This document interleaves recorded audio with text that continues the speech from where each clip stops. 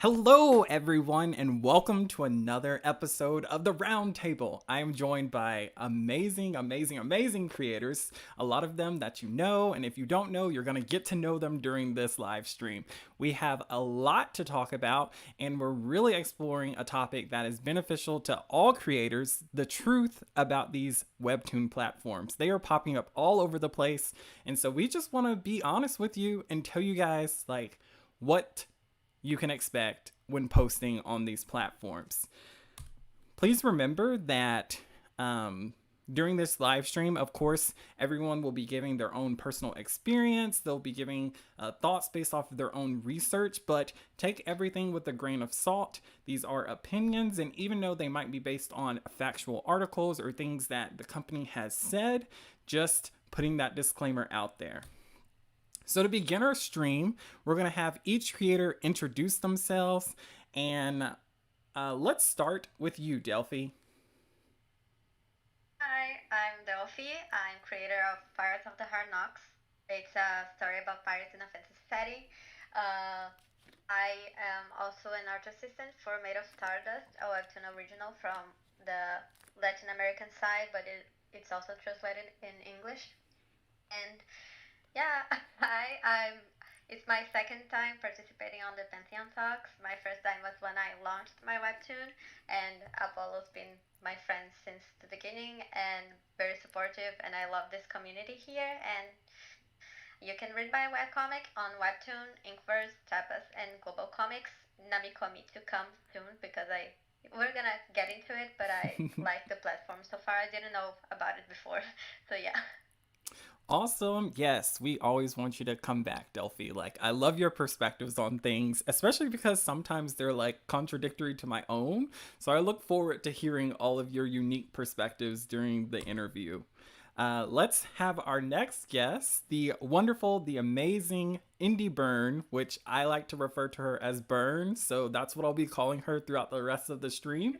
Why don't you introduce yourself? Yeah, thank you so much for welcoming me here. It's my first time that I'm live, which is a bit, it's a bit, I'm nervous. But more to me, I think you might know that I have a YouTube channel that is also called Andy Byrne, and I have been publishing that old series that you can see here on the right side for quite a long time, Edenlands. And I started posting on Webtoon. That was my first webcomic platform together with Tapas. Then I stick with Webtoons until today, and I've been posting persistently, but actually not always the same series. As you can see, I have started to work on a new series, in quotation marks, but it's actually the prequel of Edenlands, and it's called Assassins Don't Cry. And I published that under my pen name Croaky Crow, as I just explained, is my dark profile where you can get a bit more dark stories.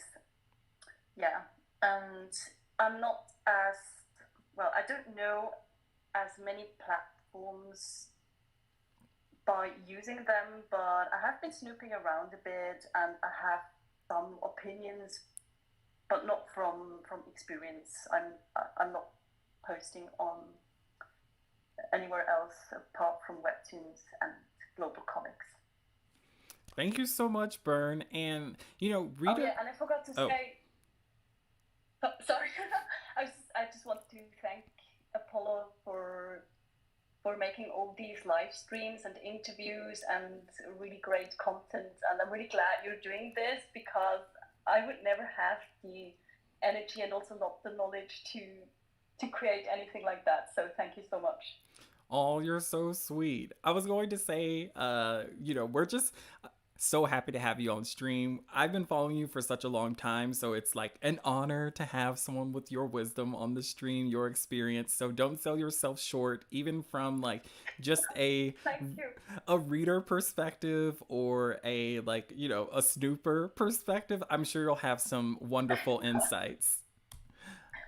All right, and our last co-host is going to be the one, the only, the amazing, the wonderful redheaded beauty, Nickie. Introduce yourself, please. Oh my gosh, that was such an intro. Bern got It's me well really taken, man. hyped. I know, thank you. I appreciate that. Well, thanks for having me. This is my first live roundtable, so I'm very nervous as well and excited to be here. Um, I am the creator and writer of No Strings, which is a murder mystery romance, spicy little thing. Um, which you don't always get all the spice on some of the platforms, which we'll get into, of course. But you can find my comic on Global Comics, Webtoon, Tapas, Namicomi, and of course, well, there's a Patreon if you want spicy, spicy stuff. But anyways, shameless plug. And then I am working on a new little project, a little slice of life BL romance with some little sports in it, which I'm not a very sporty person, but I've got this.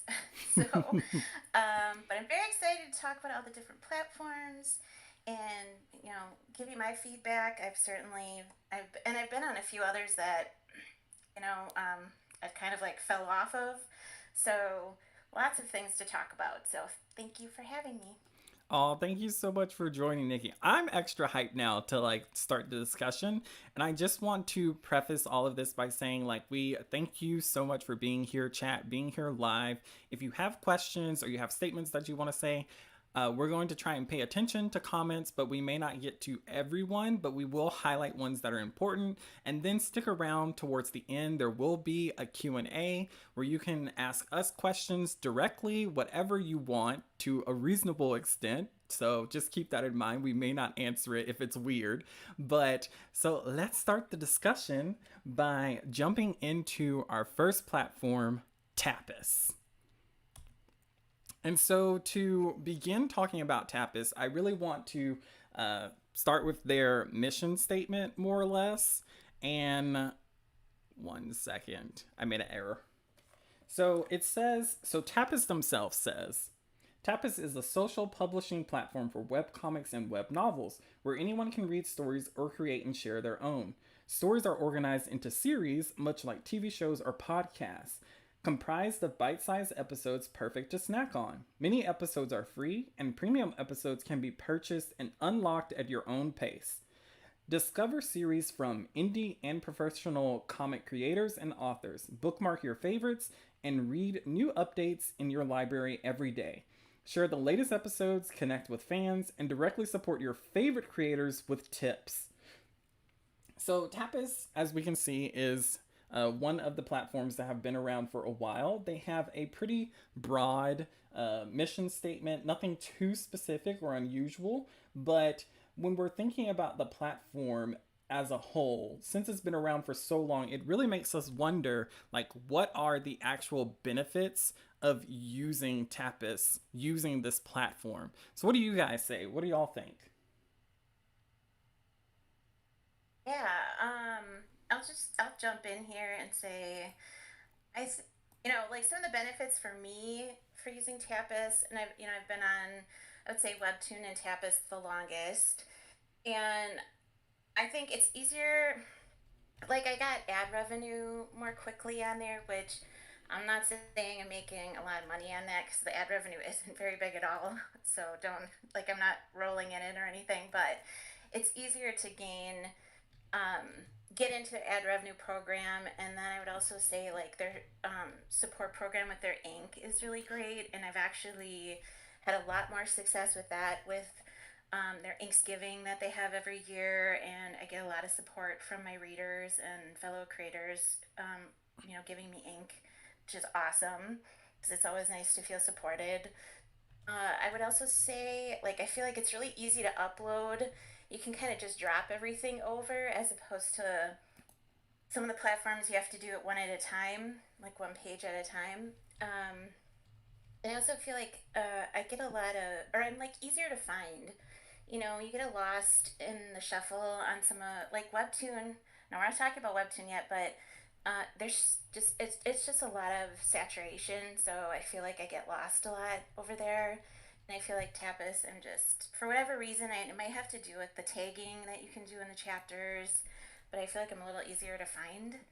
And I also like that you can, even though my comic is mature rated, I like that you can still rate each chapter and kind of give people like a heads up as to what they're getting into for that chapter. So those are just some of the things that I found beneficial about being on Tapas. Okay, so I had the kind of opposite reaction to Tapas. I don't like. I Up until yesterday, I was sure I was gonna stop publishing on Tapas because for I started publishing. I began publishing on Webtoons on 2021. I had a series before this one that I'm posting now. I had no response on Tapas back then, and then I began posting my comic on Tapas in December last year, the same time as I began posting on Webtoon. And all those months that I've been posting, I got like up until yesterday. That's an important part. I got like 230 views. So each time when I first put the comic up, I had a few decent views. It's paid views, so it's not like individual views. Right. And then every time I uploaded, it was like one view per upload. No comments. I got like two comments on Tapas. And I was like, okay, it feels like I'm posting to no one.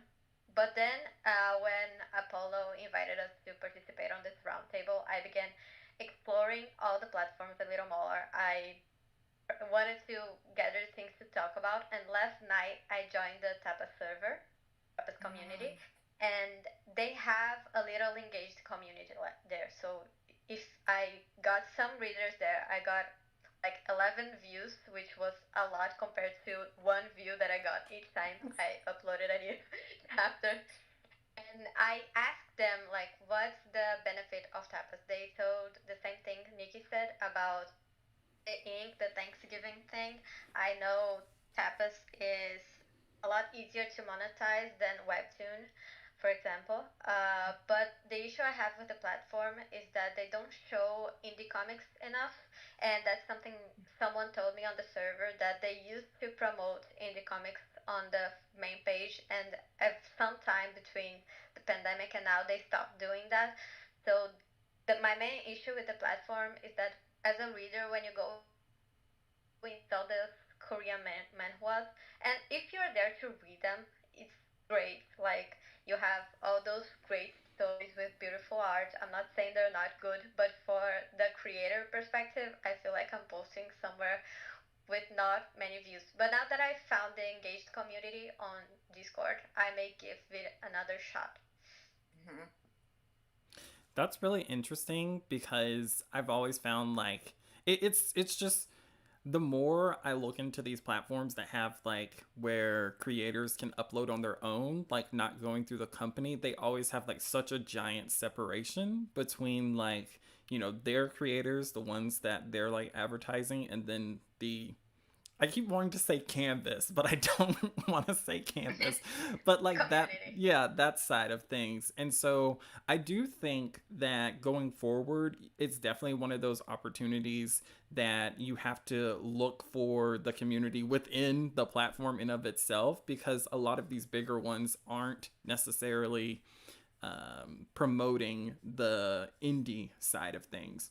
And that's something that I Yes, I found. have Oh, another little pet peeve with Tapas.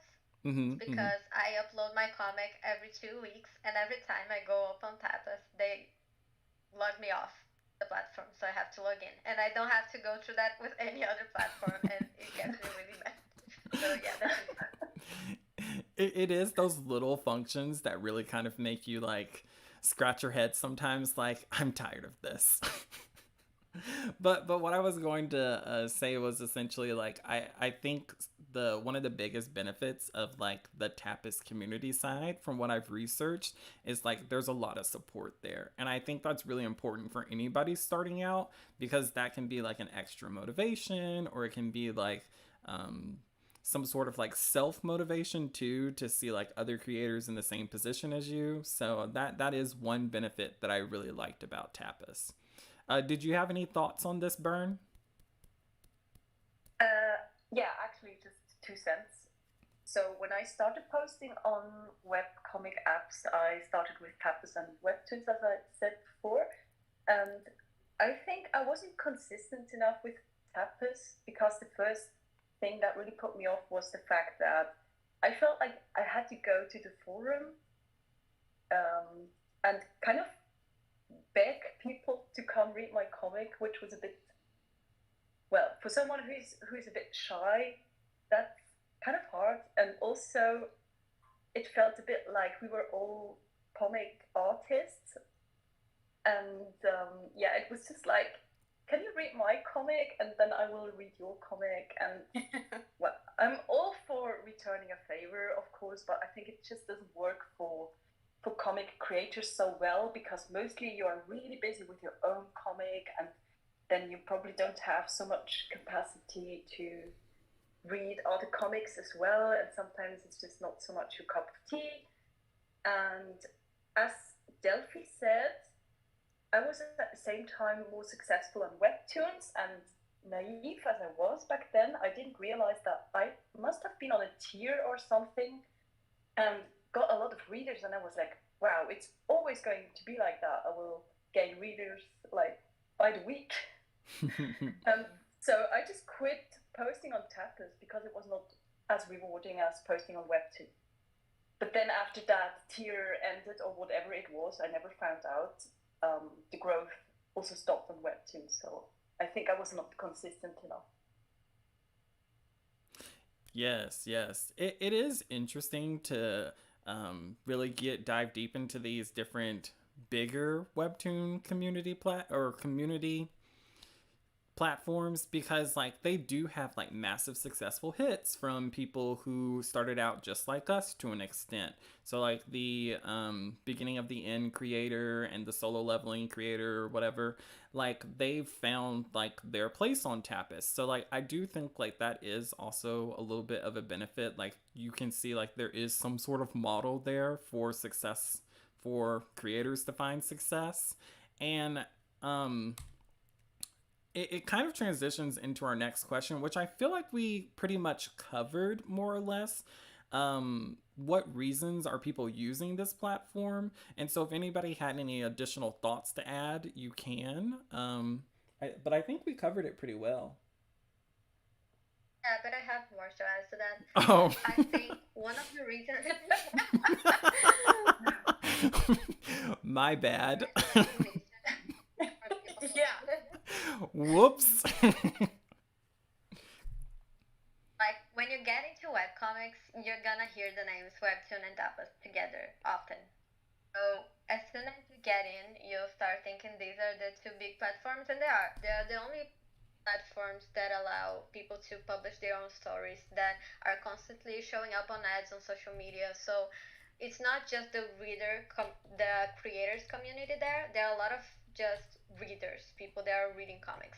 I think people have still been posting on Tapas because of that, because they know people are using the app. It's a big app. If you go on the App Store, it has a lot of downloads. The user interface is good for the readers. But I think if Tapas doesn't change how it's working, because I think it's declined from when I began using the platform to now on supporting the indie creators, like the thing I said about not promoting the indie comics on the main page anymore, for example. So like if you already have a deal with Tapas, if you're already big on Tapas, good for you. But I don't know if a lot of people are getting huge followings on Tapas anymore. Mm-hmm. And I think if they don't change those policies, they're gonna slowly die out, and people are just gonna go there to read the Korean manhwas, especially with the new platforms that are rising that we're gonna talk about in a little bit. But yeah. Oh yes, that was pretty awesome. I will not doubt that we finished covering a topic again. Don't you dare cut her off again. I know, right? Also, to everybody here, I will be adding polls throughout the stream with different questions. And so if you guys want to participate, you can, and we'll see the results at the end of each segment. So right now, the question that's up is, why aren't you using Tapas? And so we'll address that before we move on to our next topic. But it's up, and you can vote. Did anyone else have any other reasons why people are using this platform? Anything to add? I mean, I also like that. I mean, from my point of view, like, because my comic is a little racier, if you will, mature content, sexier, whatever you want to say. You know, I feel like I don't have, like, I mean, obviously there's still editing that needs to occur because there's still, just because of the platform and who accesses it through the app, but I definitely get away with more racy things on Tapas than I do like on Webtoon, for instance. There's definitely different levels of editing that need to happen. So for me, that's a bonus. Did you have? Tapas is a place to post sexy comics. Huh? Tapas is a place to post sexy comics. Well, if you're not sexy, you shouldn't go on Tapas. There you go. Yes. A comment from the chat. Blue said, I don't like Tapas personally. The user interface is really confusing to me. I really only have it to read friends' comments that are only there. And then Lowe's, am I saying that right? I hope so. I'm sorry if I'm saying it wrong. They said it's a lot of effort to repost in several platforms because each platform has different sizes for the panels. Doing this 2 to 3 times for 10 panels is a pain, even more if there is a mistake. And I 100% agree. I feel like it's a lot of work. Yeah. I just use the Webtoon format. I don't resize my panels. If the quality drops, I'm sorry, it's gonna stay like that. But it also, that's a critique of Webtoon because the thumbnail size is so small. I just size it for Webtoon, so anytime I post it on other platforms, it's all pixelated, and I'm sorry, I'm not gonna change that. It's too much work. Yeah, I mean, all of us must have spent hours just to format those thumbnails on Webtoon. I think it's really a pain. It's just very, very specific. Yeah, well, I don't size mine to their exact size, just more like that it's the same dimensions. It'll size it down, typically. Actually, I think I confused it with the, with the series thumbnail or with that, long format thumbnail that they never actually show. Yes, I know what you're talking about. Listen, when I posted my practice Webtoon, I was just like, so much work. I was just like, no plan, no thoughts, just vibes. I'm putting it up there, and if it looks blurry, I'll fix it. If it doesn't, I'm good. So, I mean, it just depends. I feel like I try not to be too much of a perfectionist when it comes to anything, but for people that are like doing it, super seriously and professionally, I can definitely see how that can be a big issue. Yeah, but actually it's, you can't even really upload it at all. It will give you like an error message, like it's too big, and then it's too small, and then you resize it again, and then it's like too many, too many bytes. I was complaining about Tapas logging me out, and it's really annoying, but at least they allow you to post different sizes of files.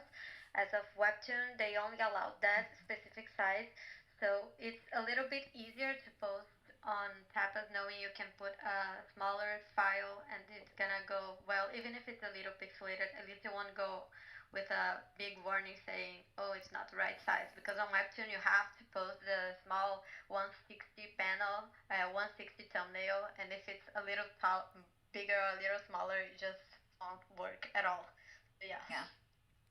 I would agree. That's definitely a benefit. I don't resize for many platforms, just one that I've kind of ran into, which we'll get into later, but I've been very, I think maybe I've just gotten used to it now where I just know. So I don't do any resizing and it seems to work out. So I found the sweet spot or something. I think we're in the same boat, Nickie. Yeah. And it was like, So it is a lot of work. So I think we've covered everything we were going to talk about here. Was there anything else that somebody had to say on this in particular? Otherwise, we can move on to rating Tapas, like our opinion on this one. That's right. Yeah. Okay, so the way the rating of the platform is going to work. So chat, you guys can participate as well. We've broken out our rate system into 4 categories: the creator interface, active readers, monetization, and community. And so we're going to vote on this on a scale of 0 to 5. And so we'll discuss it a little bit, but we're gonna lightning round some of these here. So Tapas creator interface, what do you guys think? What's your rating? And then maybe a little explanation. 2, because it keeps logging me out. That's it. Brutal. I was gonna. I never post there. Every 2 weeks, I have to remember my password. Every other website I post. I am not experiencing this issue, so I find, like I said, it's easy to upload. I've had success, so I can't, I'm fortunate, I think, in that way that I've have a good readership there. So I'm going with a 4. Ooh, that's pretty high. Very different. What about you, Bern? Actually, on this one, I'm gonna abstain from voting because it's been too long and I can't remember. So maybe I'll just give my opinion on the next one. Okay, so I'm going to give it a 3. So I logged in to try and upload the short story that I had, and it was really easy. I didn't necessarily see anything that jumped out to me or made the process easier than for Webtoon, so I was like, I'll give it an average. So I'm in between you two. We're really helping people out, aren't we? Just a small add-on to this, because when we were discussing the categories that we were gonna rate platforms, we talked about how helpful the platform is in case you have an issue, you have an episode taken down, you need to reach out to them. So we're also taking that into account in how the creator interface is. Oh yeah, thanks for clarifying that. So let's look at our... Again, Oh. Yeah, nothing but good things. I've never had an issue like a flagged episode. I've posted, my main character is topless all the time, and I had to find ways to make it friendly, like no not nudity allowed. I went to the trouble of covering her nipples with swords and arrows, and there was one specific panel that I thought was gonna get flagged because she's bare nude on the waist up, but I didn't draw the nipples. So I think that was fine, and I didn't get flagged anywhere, so I think that's okay. I know which one. Okay, so our next one, what about the active readers?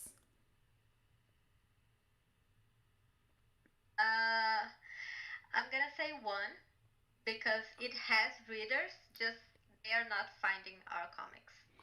I'm going to agree with Delfi. I'm also a 1 from my research and from what I've heard from other people say in the community. Yeah, same here, actually. Okay, well, again, I think maybe I just joined Tapas at a really good time because it's a platform for sexy comics. Yeah, I guess. I'm a sexy comic, so I felt like I gave it a 3 because I felt like people are finding me. I maybe 3.5. And I always get, every time I upload, I see that I'm getting new readers, so I get alerts, so I know that that's happening. I don't know, sexy's the way to go, I guess. Yes, and if you guys are looking to get a sneak peek of some sexiness, we will have pictures during the live stream from Nickie's comic. Oh boy.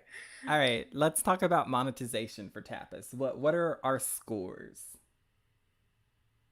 I'm gonna give it a 3 because I know it has options, even though I don't apply to any of them. I know if you manage to go through the hustle of getting the readers, you can get some form of monetization other than Patreon. I agree. I think their thresholds for getting monetization are much lower. So like you only need 100 subscribers to get the ad revenue and 250 to get ink. So I thought, I mean, for again, sexy comic, I find it. I mean, the ad revenue is not great, but the ink part has been pretty fantastic for me. So I gave it a 4. I'm gonna abstain because I forgot to research that. I think it's a matter of getting readers there. That's the hard part. But if you can't get readers there, even if it's like getting lucky and ended up in the front page, I don't know if that happens or if it's very rare to happen, or if you're going on the server or finding readers elsewhere, then you can get monetized a lot easier than on other platforms that require you to have 40K monthly views. So yeah. Yeah. Bern, did you have a thought on a number? Well, I'm just going to trust Nickie's and Delfi's vote. Oh, okay.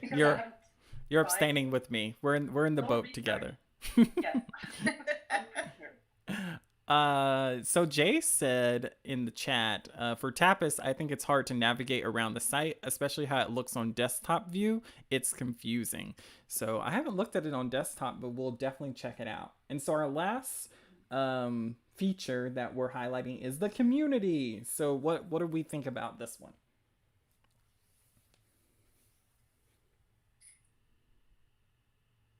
Yeah, I think I would give that an 8 actually, because the people who are posting there and what I've seen, they are so supportive, even though it's a bit of work to get them to read your comic, but everyone is like really nice. I'm sure there are also bad people, but what I've seen was really good. I mean, again, I've had some really great interactions with my readers there, and I actually feel like I've also gained some Patreons I know that I've gained from Tapas, so I gave it a 4. Ooh, I gave it a 4 too. I gave it a 0 because I didn't. I gave it a 0 yesterday, but after finding the community on Discord, I think I might change it for a 1. Because I met like so nice. new people who are very nice to me and read my comic and read their comics, and I think it's possible to find community there. It's just compared to other platforms, I think it's very low of a bar. So the reason I gave it a 4 was because I talked to some other creators and they also said that they thought that they had readers come from Tapas to their Patreon. And so I thought that was like I was like, oh, there's like a higher conversion of what their understanding of Tapas readers to Patreon. Agreed.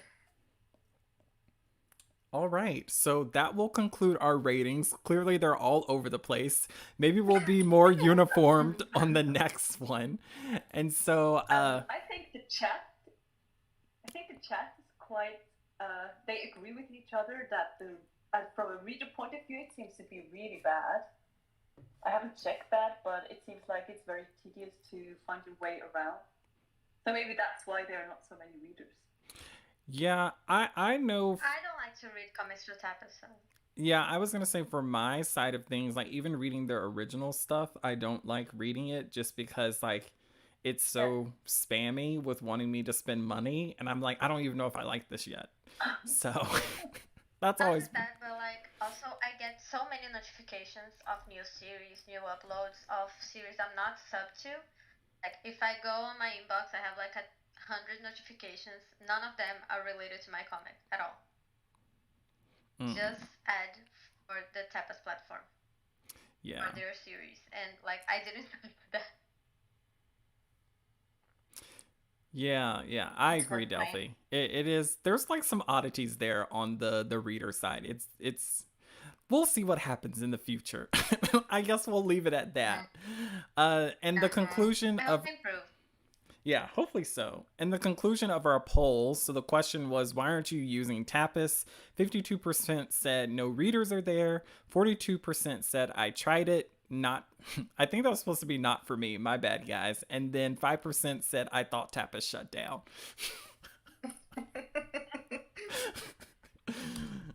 So let's look at our next platform. So this is going to be Taddyink and Inkverse. So this is kind of like, if you haven't seen my interview with them, please go check it out. But so shameless plug. But I'm gonna break down what Taddyink is, and I'll break down what Inkverse is based off of what they've clarified on their own website.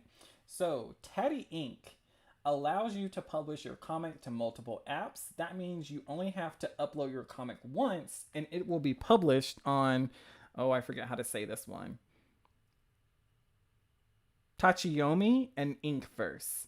So Inkverse, this is their platform, is a community-focused webtoon reader app that they are building. Is in its early stages, but they're hard at work creating features for it, and they've already got an incredible community of readers and creators on there.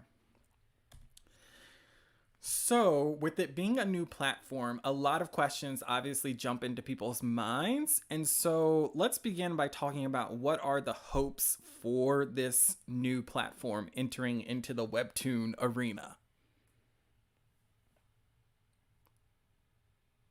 Okay, so I'm supposed to. I am biased because I really love Teddy. I think the community is amazing. The people behind the project are really engaged. They are very supportive of creators. So it's very early on. The Inkverse app is very new and it has bugs often, but you go on the server and you let Danny, the developer, know that something is buggy. You give suggestions and he's gonna fix it as soon as he can. So I have high hopes for Teddy because there's this communication between the people making the app and the people posting on the app. The people who post on Teddy are very supportive of each other, so we keep promoting each other's comics. We have weekly challenges that Eleanor puts up on the server, and I like it because I think if we give the hosting platform power to the big corporations who don't give a crap about us, we're not gonna get any benefits. And I'm gonna, yeah, they currently have the new update that you can attach your Patreon to your Inkverse, and I think that's the best feature they have so far. So if people here post their early access chapters on Patreon, it's not very pleasant to read on Patreon because it's not a website made for reading comics. But on Inkverse, you can just upload your episodes. The app has issues, but it's very easy to read on them. It's very similar to Webtoon. It's perfect for the app. Only works. It only has an app version. There's no desktop version, and you can allow just your patrons to read episodes there. So if you have a bunch of patrons, you can have locked episodes. The people who are reading your webtoon through there, they're gonna see the episodes that are available with a little lock on top, and people who are paying to have early access can have a better reading experience on the Inkverse app versus the Patreon app. So yeah.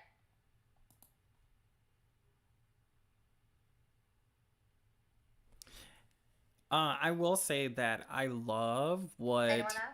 Yeah. I'm Okay. jumping in here. I will say I love Taddy and Inkverse just because I got to like talk with Eleanor and Danny directly, and so hearing like their passion about the platform and like what they want to implement and like how transparent they are about their future plans, like from the creator side and from the business side, like I feel like it's weird to me when a business comes to me and they only talk about like all of the perks for me.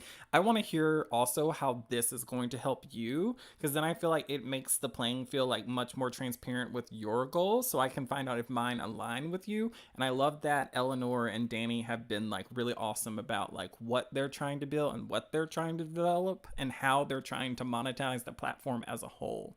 And so that kind of fits in with the poll as well that is up in the chat. Um, uh, will Taddy or Inkverse be the next big Webtoon platform? You can vote now. So chat if you want to, or if you already, or if you haven't, you can go ahead and vote in that. But that's my thoughts, and my hopes are that Danny and Eleanor take over the Webtoon world.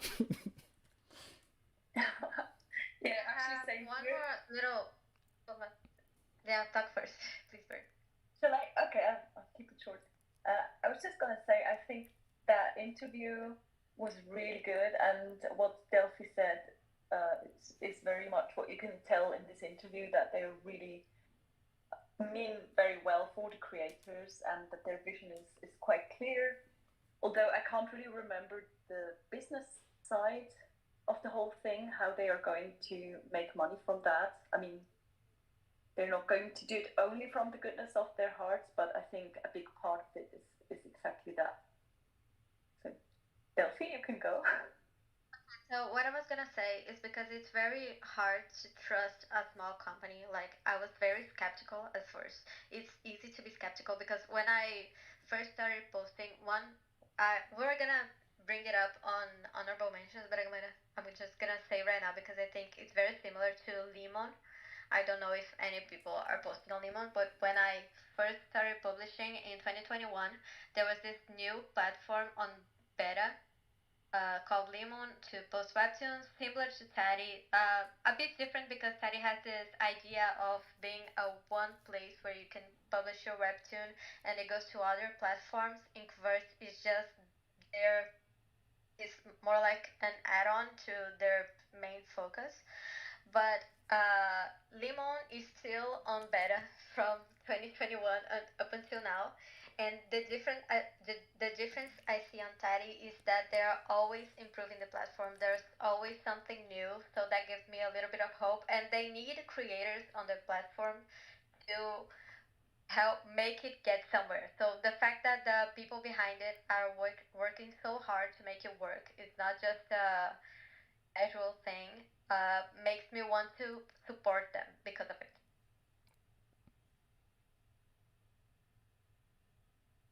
I will say I'm not on Inkverse. I did a little research, and I like what you're like. Now that you guys are talking about it, I'm like, maybe I should be on there because I get a little. I always get nervous about, obviously, again, sexy comics. So I always get nervous about what I can post, and it's such a challenge on Webtoon.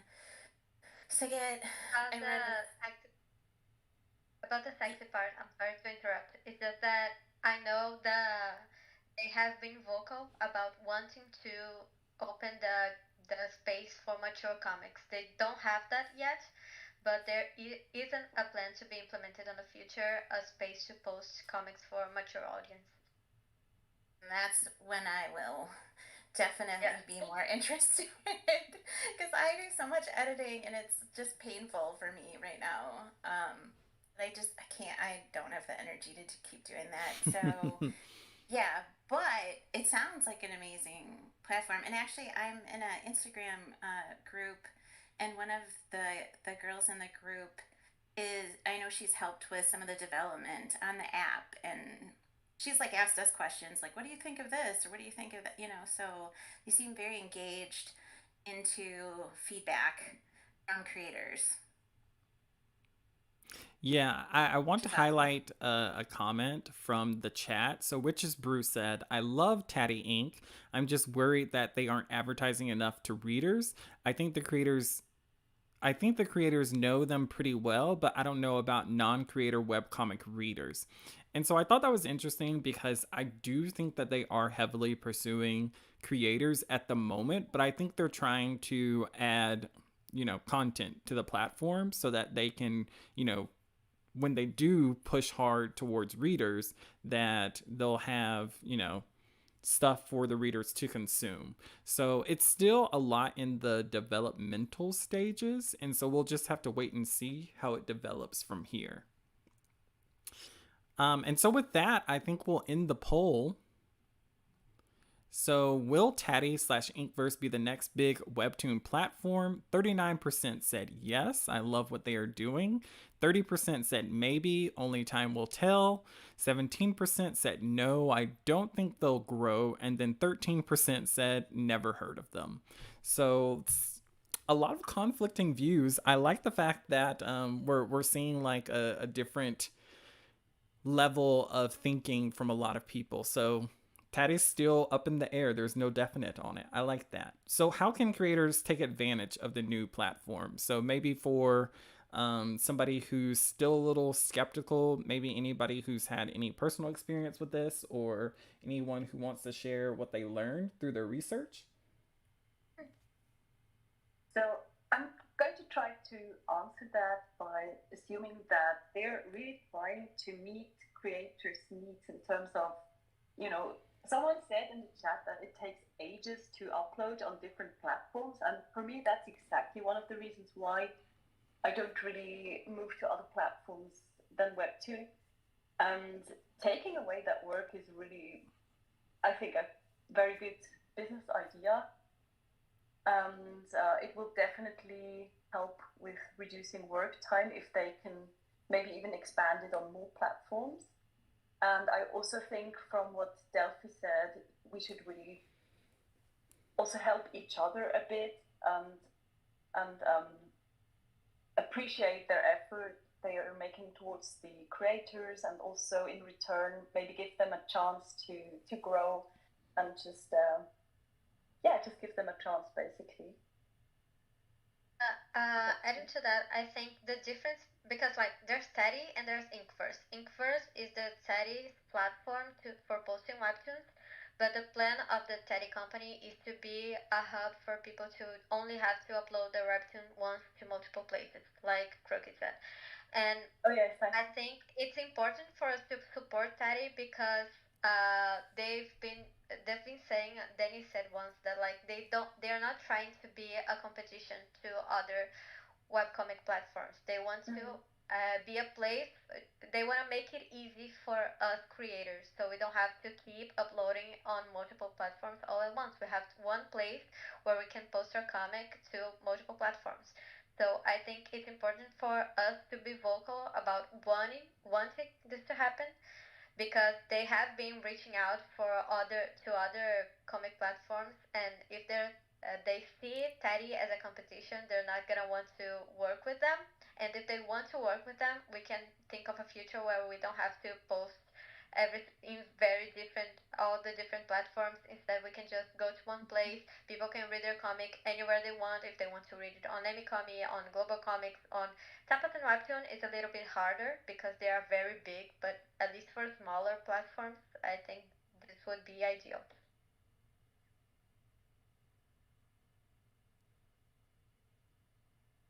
Yeah, like that, I agree with that 100%, because like making the creator life side of things much easier is super important. And a lot of these companies, if they kind of come to the realization like, oh, if we work through this particular company to like increase our own bottom line, I think that'll excite them a lot. What I was going to focus on as far as advantages with the new platform is like, because it's so new, like creators can have the biggest impact that they want to by, being honest and being transparent about how they feel or things that they want on the platform. And that's something to really take advantage of, especially with like, you were talking about like with Eleanor doing like different challenges every week, or covering different topics or different interviews that they have. And so like it can turn into like a hub for people to be able to really grow and learn and pursue this as a professional career without doing so much hard legwork of, conforming to all of the guidelines and rules for everyone else. Like, let that company take care of it. So I think like Danny and Eleanor want to take on that role to an extent, but we just have to wait and see how it happens. And for example, I was the one who came up to Danny and said, I think you should add a section on the main page of Inkverse so that as soon as people upload a new episode, that it goes up on the main page. Because at first it was only new comics. So if you posted a new comic, it would show up on the main page. But if you uploaded a new episode, it wouldn't.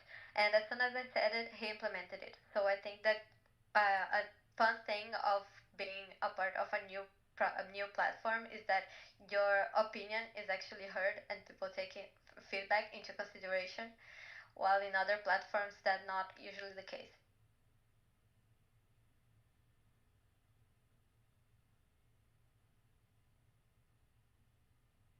Yeah. I mean, that sounds like the dream next to Webtoons. Yeah. So, highlighting a comment from the chat, and oh my good grief, if someone can help me pronounce this, like I struggle every time I see it. It's from Affirmersis. I'm not sure how to say it. Ephemeris? Affirmerus. So I'm sorry for butchering the name again, but they said, unfortunately, using so many platforms doesn't allow for community building, so I'm hesitant to hop onto every webcomic platform bandwagon. And I just want to highlight this because I agree with that. Like, every creator is busy. So you don't necessarily want to just join anything just because like there's hype around it. But I think like doing your own research and then determining like what's going to benefit you the most in the end, like if you believe that posting here or posting there is more beneficial than another, then I say go ahead. But I will say that they're right. Not every platform is going to reap benefits for you, but it's also one of those situations where you never know what could end up being your main platform that like you blow up on. So it's like a toss the coin situation. But I was just gonna say, like, I disagree with the comment because I feel like if you don't get exposure to a bunch of places, it is hard to find your people, your audience. So I think limiting yourself to like one or two could work against you in the sense that you might your true audience might be on this other platform and you don't know it because you didn't explore it yet. That's how I feel. I know it's a lot of work, and I mean it is, but I just think if you kind of have to find your like sweet place, and you can't just assume it's going to be like Webtoon or Tapas or so I guess so like tacking on to kind of what you were saying at the end is you kind of like explore a little bit and find what works for you. Just my feedback. I agree with Nickie. I think wait, I lost that thought. I think the idea of this conversation we're having is so that we can bring up the pros and cons of every platform we came across, so that when you're thinking of where to publish your comic, you can decide which platforms are worth it for you. Because, like Nickie said, she's been having a great exposure on Tapas, and Brooke and I aren't having this much luck. So every comic's different, every niche is different. So I also don't think we should all just post on Webtoon, seeing all the controversy they've been through recently. A monopoly is never good. So on that front, I think it's important to post at least somewhere else besides Webtoon, because if we just post on Webtoon, they're not gonna stop growing. There's gonna be a monopoly, and that's not gonna be good for the creators. Yes. Well period. said. Well said. Yes. Snaps in the chat, please. I definitely agree. But I can still feel with the commenter because I think it's also a bit daunting to just, well, it depends a bit. If you are one of these creators who also go out of their way and talk to their readers in a comment section, then it's almost impossible to do that on all the platforms. So maybe you have to be, I don't know, a different kind of creator who does never talk to the readers, or how do you guys see that? Do you have time to reply to everyone? With social media, because like last year, I was gonna say you can post for as many comic sites as you want because then you can redirect them to your Twitter or to your Instagram and you build community there. But Twitter has been going downhill since Elon Musk bought it, and Instagram now has this AI thing, so a bunch of people are leaving the platform. So I don't know how realistic that is anymore, that you can just lead people to your social media. And I agree, having a space to interact with your readers is really important. And I really don't know how that's gonna go, but I don't want to only have readers on Webtoon. That's one thing I know I don't want, Yeah. especially with what the decisions they've been making recently. Agreed. I think, like one of the keys is like, a lot of, not all, but most of these platforms that we're talking about have notifications that when you get a comment, I mean, I'm like right away, I'm like, comment.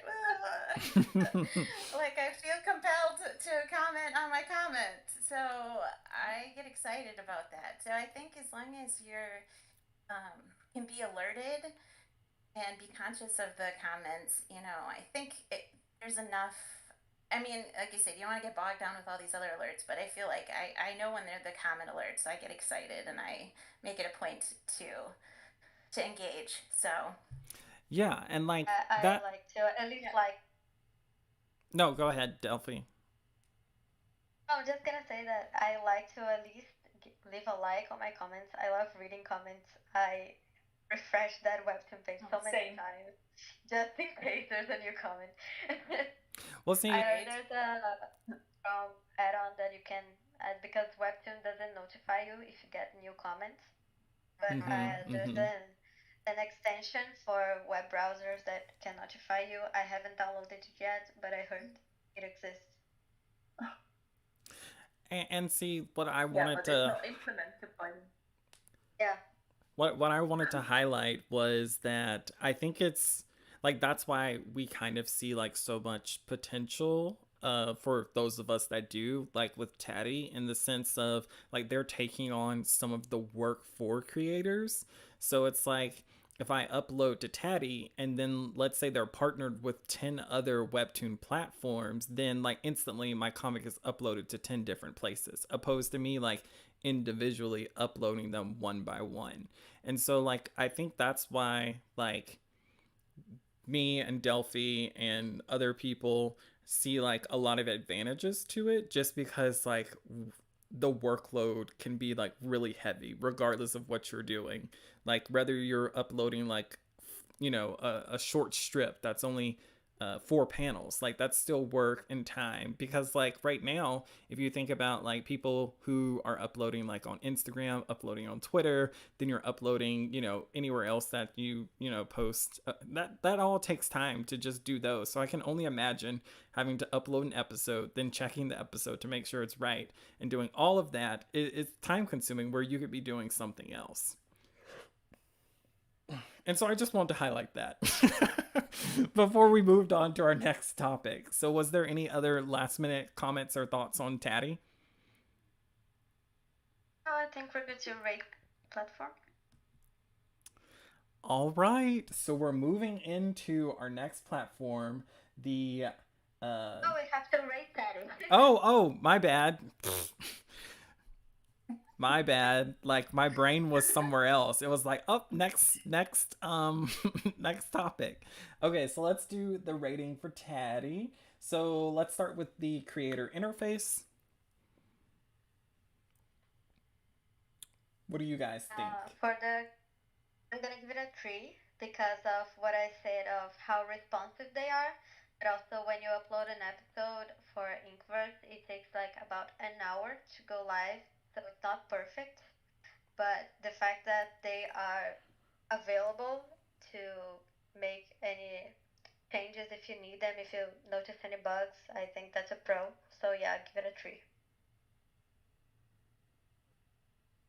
What about you, Nickie?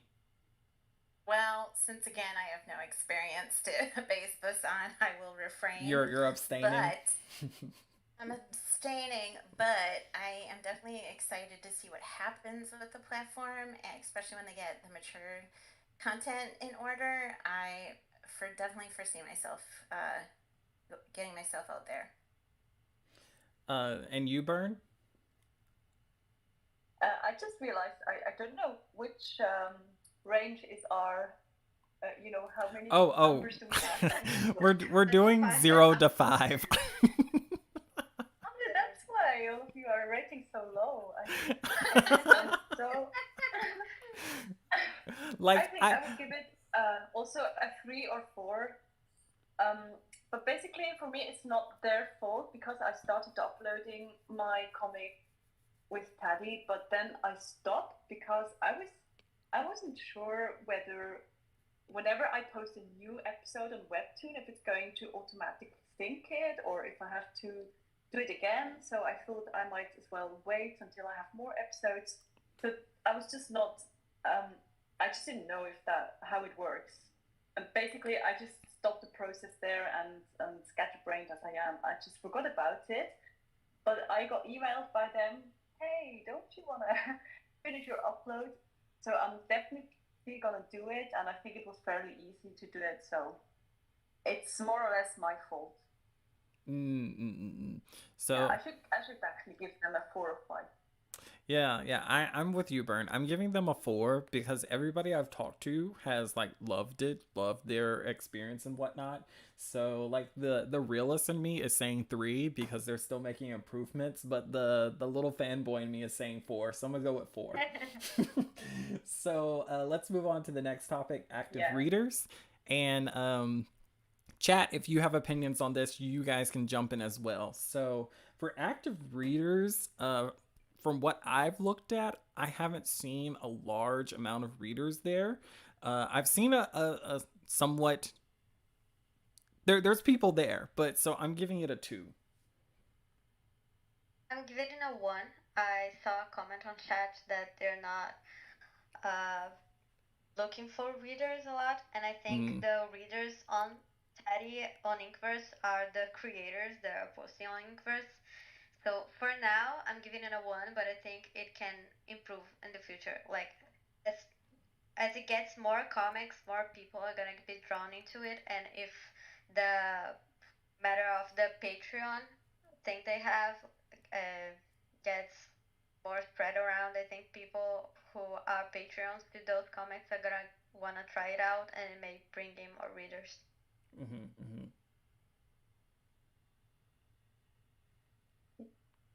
Yeah, that sounds accurate. I can't really judge it, but I think it's good for them to really be aware that that's also what creators are looking for. We are looking for a reader base, and yeah, it's really necessary to get those readers on the platform.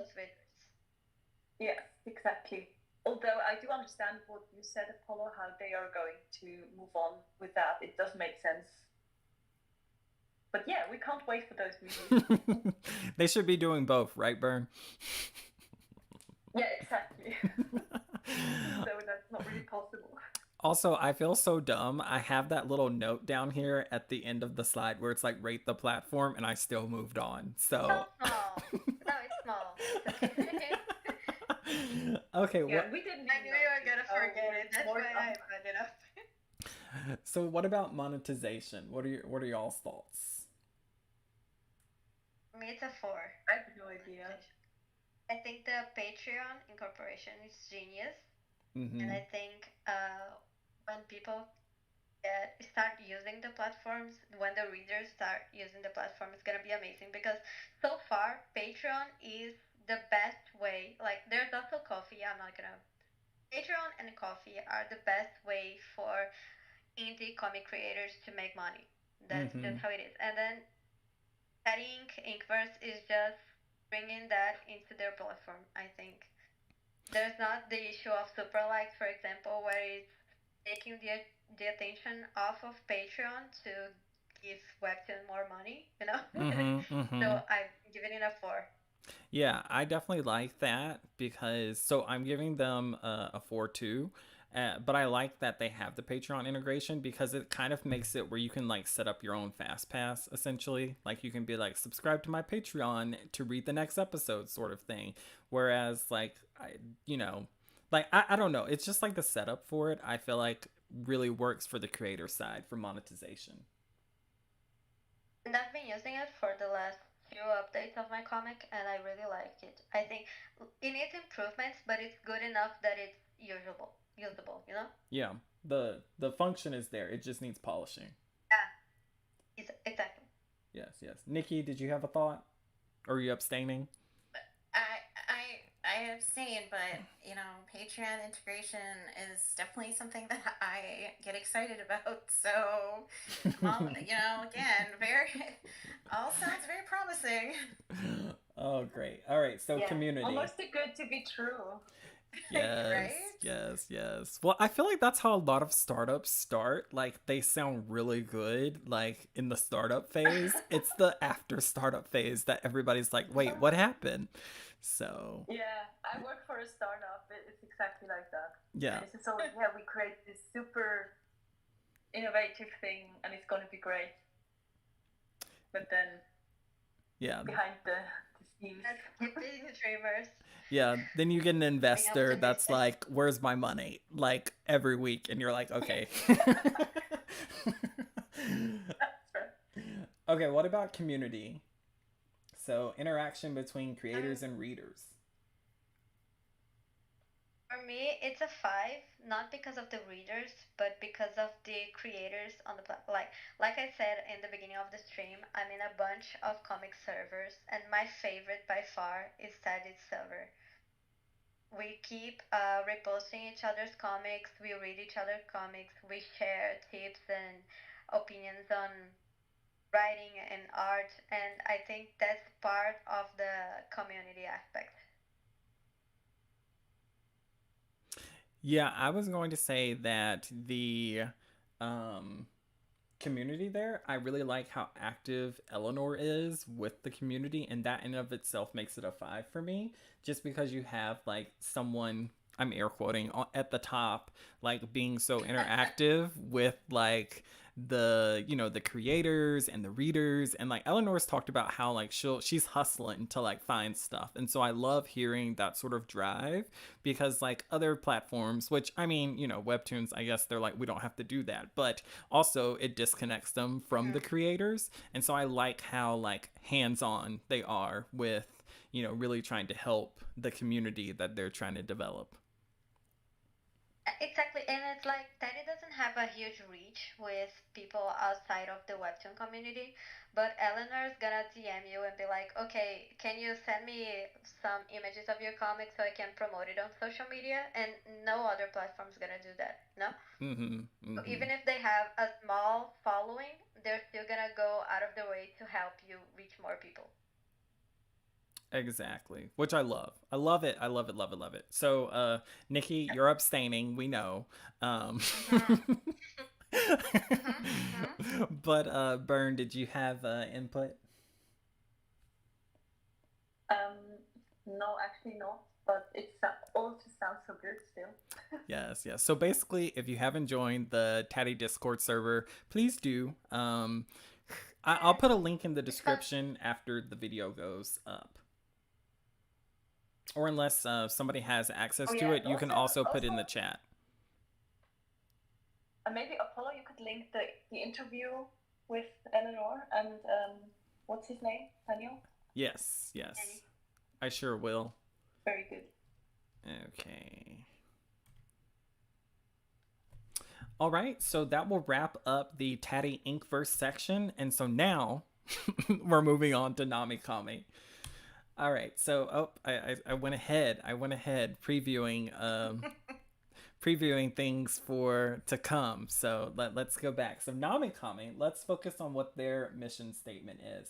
So Namicomi is the global ecosystem for creators and fans of comics and manga. We envision a world where creators can achieve global distribution of their comics and get the financial support they need to continue producing amazing content. Namicomi is founded by a group of friends who have been reading manga and comics for more than 2 decades. We've worked in anime, manga, and gaming industries for most of our careers and have a passion for close interaction between creators and fans. So that is what Namicomi has stated on their website. And when we think about another new platform, we we don't necessarily want to compare them to Taddy, so they're their own entity and so they're different. I haven't gotten a chance to interact with their top brass yet. I'm hoping that, fingers crossed, I'll be able to interview somebody in the future. But let's talk about how Namicomi is different from the other webcomic webtoon platforms. Well, so I don't know if you all are on there, but I am, and I mean, I haven't been on there super long, a couple months, and so I'm playing a little bit of catch up, right? Because I'm on season 2 of my comic, and on all my other platforms. So I mean, that's another thing to note. There's a catch up portion when you start working on a new platform. But so I have all season 1 out there right now. I haven't started uploading season 2 just yet. But I mean, what I will say is they're super focused, like creator focused, very friendly. On their Discord server, they always like, because I had a lot of questions. I mean, the one thing I will say is I got a little confused when I was uploading some things and putting it together, which I think has improved. But I would message them like on Twitter or Discord, and I immediately get answers to my questions. Like how I named my chapters got a little goofy, so like I was getting an error message, and they're like, "Oh yeah, now are you doing this?" I'm like, "Yeah, that's of course that's what I'm doing, and that's not you shouldn't do that." So they're like super quick to respond and help, and they're also really good about keeping you updated, like on what's happening with the app and their rollout and things like that. I also think, like socially, they're really great at promoting creators. I don't know if any of you follow them on Instagram or X, Twitter, whatever, but they're really good at promoting new creators all the time. They've promoted me a few times, and they're like one of their founders, like always comments on my posts, and I'm like, okay, thanks. So I just feel like they're super engaged with the creators. They're currently just launched a paywall feature, which so I want to set that up because I can actually put my spicy stuff behind a paywall, which so like there's like a non spicy chapter, and then there can be the spicy chapter that you can pay for. So I'm excited about trying that feature. Um, and yeah, like again, like feel like they're just so supportive. It kind of gives you some confidence too, as a creator, that they're in your corner. So that's just kind of been my experience on the platform. It's been a good one so far.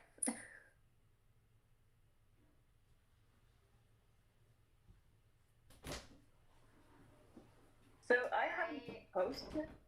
Sorry, Delfi, you can go Oh, first. you go, you go, you go. Okay, so I haven't posted on Namicomi, and well, I read their mission. I don't know if you have read it as well, you guys, but it sounded to me, and I say that with all respect because it really reminds me of myself when I was really sulking about webtoons being very bad and the big corporate firm, and I absolutely understand it. But the way it's put, it just sounds so much like, yeah, we don't want to make money. We put the creators first. Just a bit, I don't know. It just sounds really ideal, and I would like to know how they are going to make money with their platform, because even though they want to put the creators first and all that, it still makes me a bit suspicious when I hear a company go, "Oh, we're just about you." I'm not sure they really mean it, but I think Nen said that in the Webcomics podcast that the really the main reason why you would launch a platform for comics is still money after all, because otherwise you can't really sustain it. Yeah, so I'm a bit suspicious about that, or actually more curious how they're going to make the platform also attractive for readers, and how they're going to yeah, also make a living from that. So, Yeah, I. Oh, I hadn't heard of Namicomi until the stream, and I hadn't taken a look at the platform until last night. And I never considered it because I was already thinking of trimming down the number of places I was uploading because it was a lot of work. But one thing that I really liked about Namikomi, and I think I'm gonna start publishing there because of it, is because it has something that none of the other platforms have, not even Webtoons, that is the possibility of translating your comic to other languages. On Webtoon, you have a limited number of languages. I'm from Brazil, and Portuguese is not one of the possibilities. So I publish my comic in English as well as in Portuguese. I have a version in English in Webtoon. I have a version in Portuguese, so people can read it there in my native language. And there's another platform that is from my country that I post there. And the fact that in Namikomi I can post my comic in English and have it translated to Portuguese, and they have a thing that people comic who has a bunch of views, as soon as it's posted, they're gonna translate it to with their collaborators to all the languages they have there. I think that's really appealing, and I think it's really stupid that platforms like Webtoon limit translation just for big series. I think it's something so easy to do that I think it's really that we small creators can't use it. So yeah, that's why I'm gonna join Namcomi soon. yeah, so through my research, I really like what they're doing, and they also seem like they're in the startup phase. And mm-hmm. my thing about startup things are they are always really um, positive, I guess, about like what they're doing. And so like I understand that because you're excited about the idea, the concept that you're trying to develop. And so I did understand a little more when they said like they've worked in the industry, so they kind of know what it's like. I agree with Bern that I want to know like a little bit more about how they make money, just because like that would put like my mind a little bit at ease, just in terms of like, okay, you're trying to get ad revenue, or like you want to do this.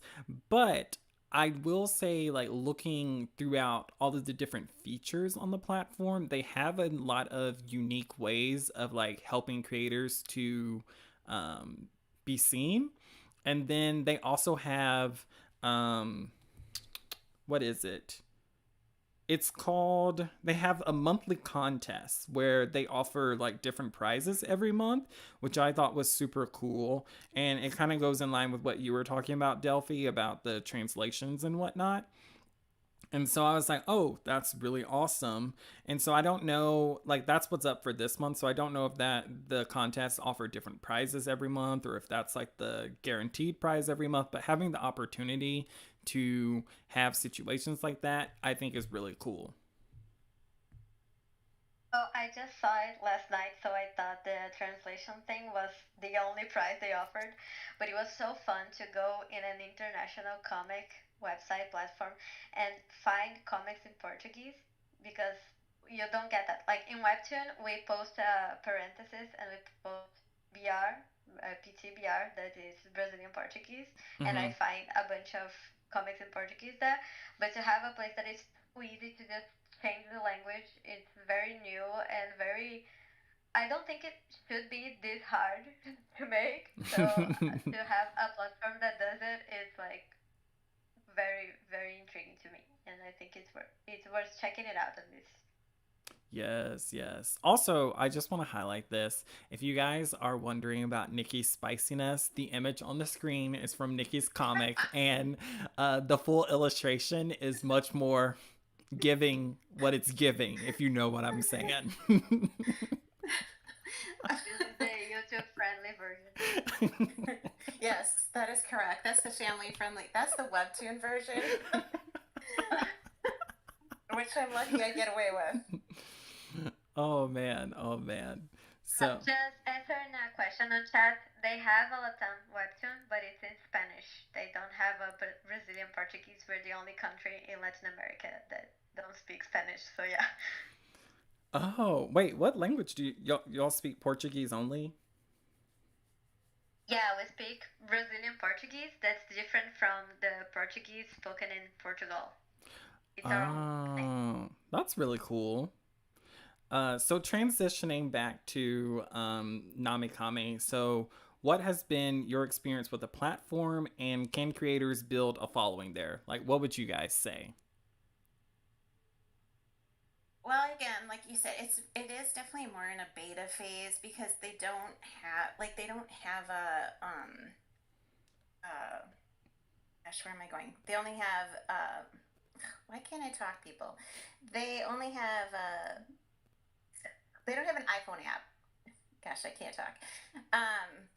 They have it for Android. So, there's still things that are happening there. And so, again, readership, I think, is more in the more beginning phase of it, probably more than it sounds like that it's out there on Inkverse. And I feel like they're definitely like hitting socials and things like that more to get more readers. So, that focus is definitely there. So I think my growth has been a little bit slower in that respect, but they've just they're super they're just so super helpful and just I feel like again willing to support you and promote you, which I think is wonderful. And like I just was there well because yesterday I was just like going in again and I found out I'm like a weekly editor's choice this week, so that was pretty cool. Oh, So I was awesome. excited about that.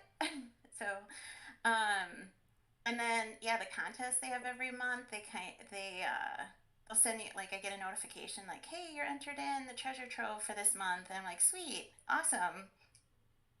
I don't know how I get into it. I think they like randomly pick, but well, so it's been a good experience for me. But I definitely think the audience is still growing for sure. Yeah. So from what I've observed, they've been very active, like on social media and whatnot. And I think like they're trying to push further out to like help build their own following. And they've been really nice from what I've heard to like other creators and people reaching out to them. And so I really like that aspect. I mean, I feel like you have to be when you're a startup, but I like the idea, and all of the creators that I've talked to have been huge fans. There was somebody who was on earlier that left a comment like at the beginning of the stream that was just like overly excited for Namikami. So I think they're doing a really good job, and creators are really enjoying their experience there.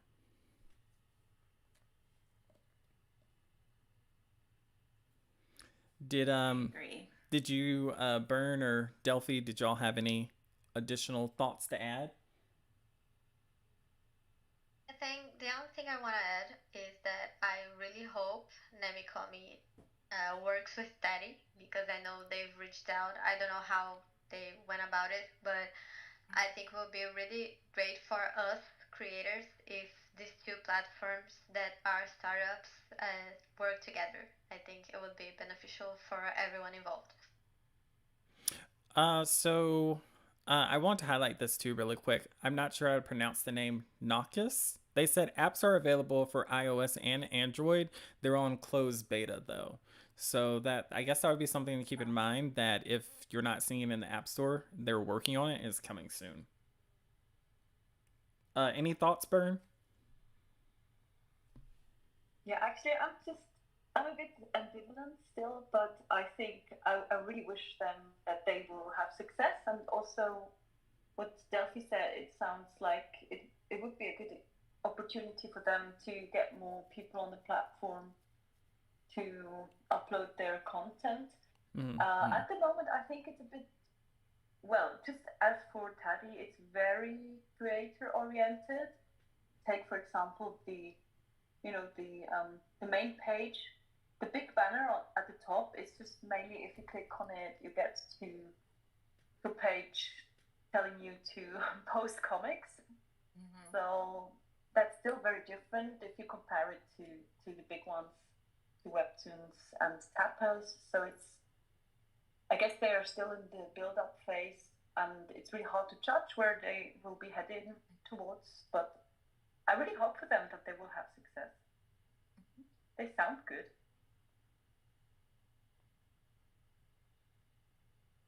Yes, I agree. The last thing I wanted to highlight was like they do have a LinkedIn page. I don't know if y'all know what that is, but and I like that they have like the employees listed. So if you want to snoop and find out what's going on with them, you can.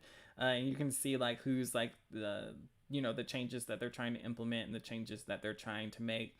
So the LinkedIn has like a lot of professional outlines of their plans. So I just want to highlight that because when I was doing my research, I was like, oh, like this is very interesting to see. So I think they're really trying to take the company extremely serious. So I think that creators in the future will be able to build a following there. I don't necessarily know if they're able to right now, but I think, hey, a fan is a fan, right? So I definitely think that if you're interested and this sounds like something that you would like to pursue, definitely check them out. Are we going to rate this one? Because I feel like for me, I if I can, because I don't use the platform, so I abstain like Nickie when we were talking about Taddy. Yeah. Well, I guess I don't know. You and Nickie can rate it. Nickie can. I mean, what I can say is maybe instead of going through all the ratings, I'll just say that I did it like with the uploads as far as that goes. I do have to do some resizing on their platform because I tend to have some longer pages than I probably should panel wise. So where it's not been an issue on other platforms, I get yelled at on their platform. So I do I get like the naughty so I do have to do a little bit more editing that way. Not a super huge deal, but it is a little bit more work. And like the file size and things like that. So I have to be a little bit more conscious of that.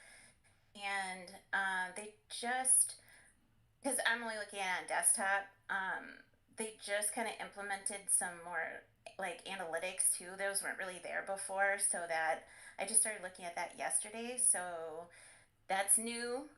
So then they're still building. Not everything's accessible for that yet.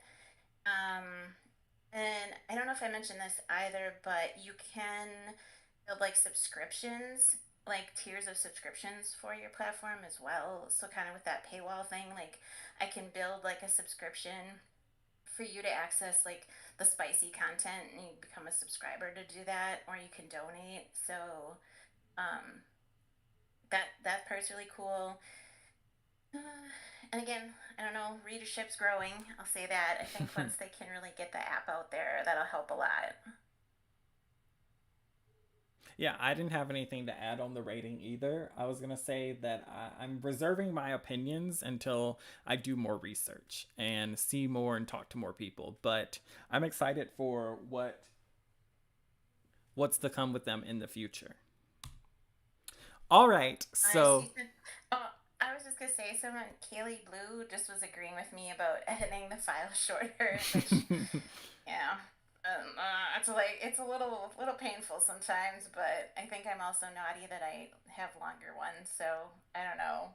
Maybe I'm not naughty. Maybe it is kind of just that they do need to be shorter on their platform. I don't know. Anyways. I think it's just the vibe. Thanks, Kaylee. Yes. I think it's just the vibe. Like editing after you've already done it once, it's just like, I'm done. So I get that. So as we transition, before we talk about what everybody is here for, I'm assuming, we're jumping into honorable mentions. And so this is a chance for all of you to kind of talk about like different webcomic platforms that you are using, have used, and that you potentially see, future growth there or potential in using them, or you just don't like them anymore. So, what you got to say, peeps? Well, yeah, so I'm gonna mention Global Comics because I was really eager to upload my comic there. Firstly, because I thought I was gonna make a traditional format.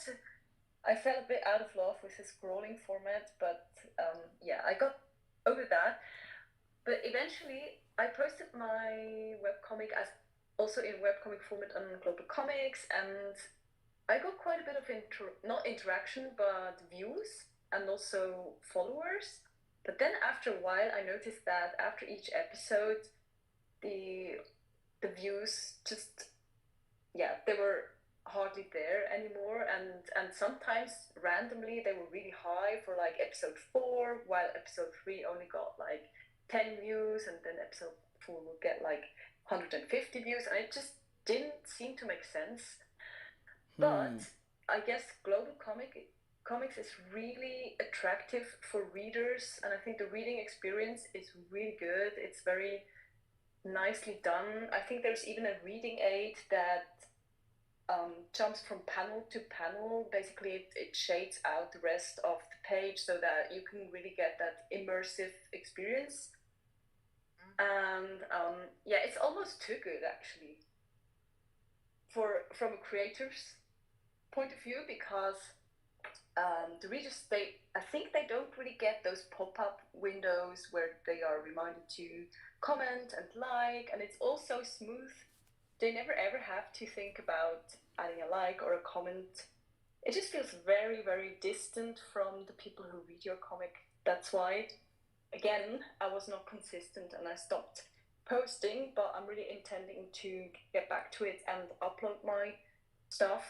And I just quickly want to mention the reason why I want to still go back to it, which is that I feel more comfortable to refer my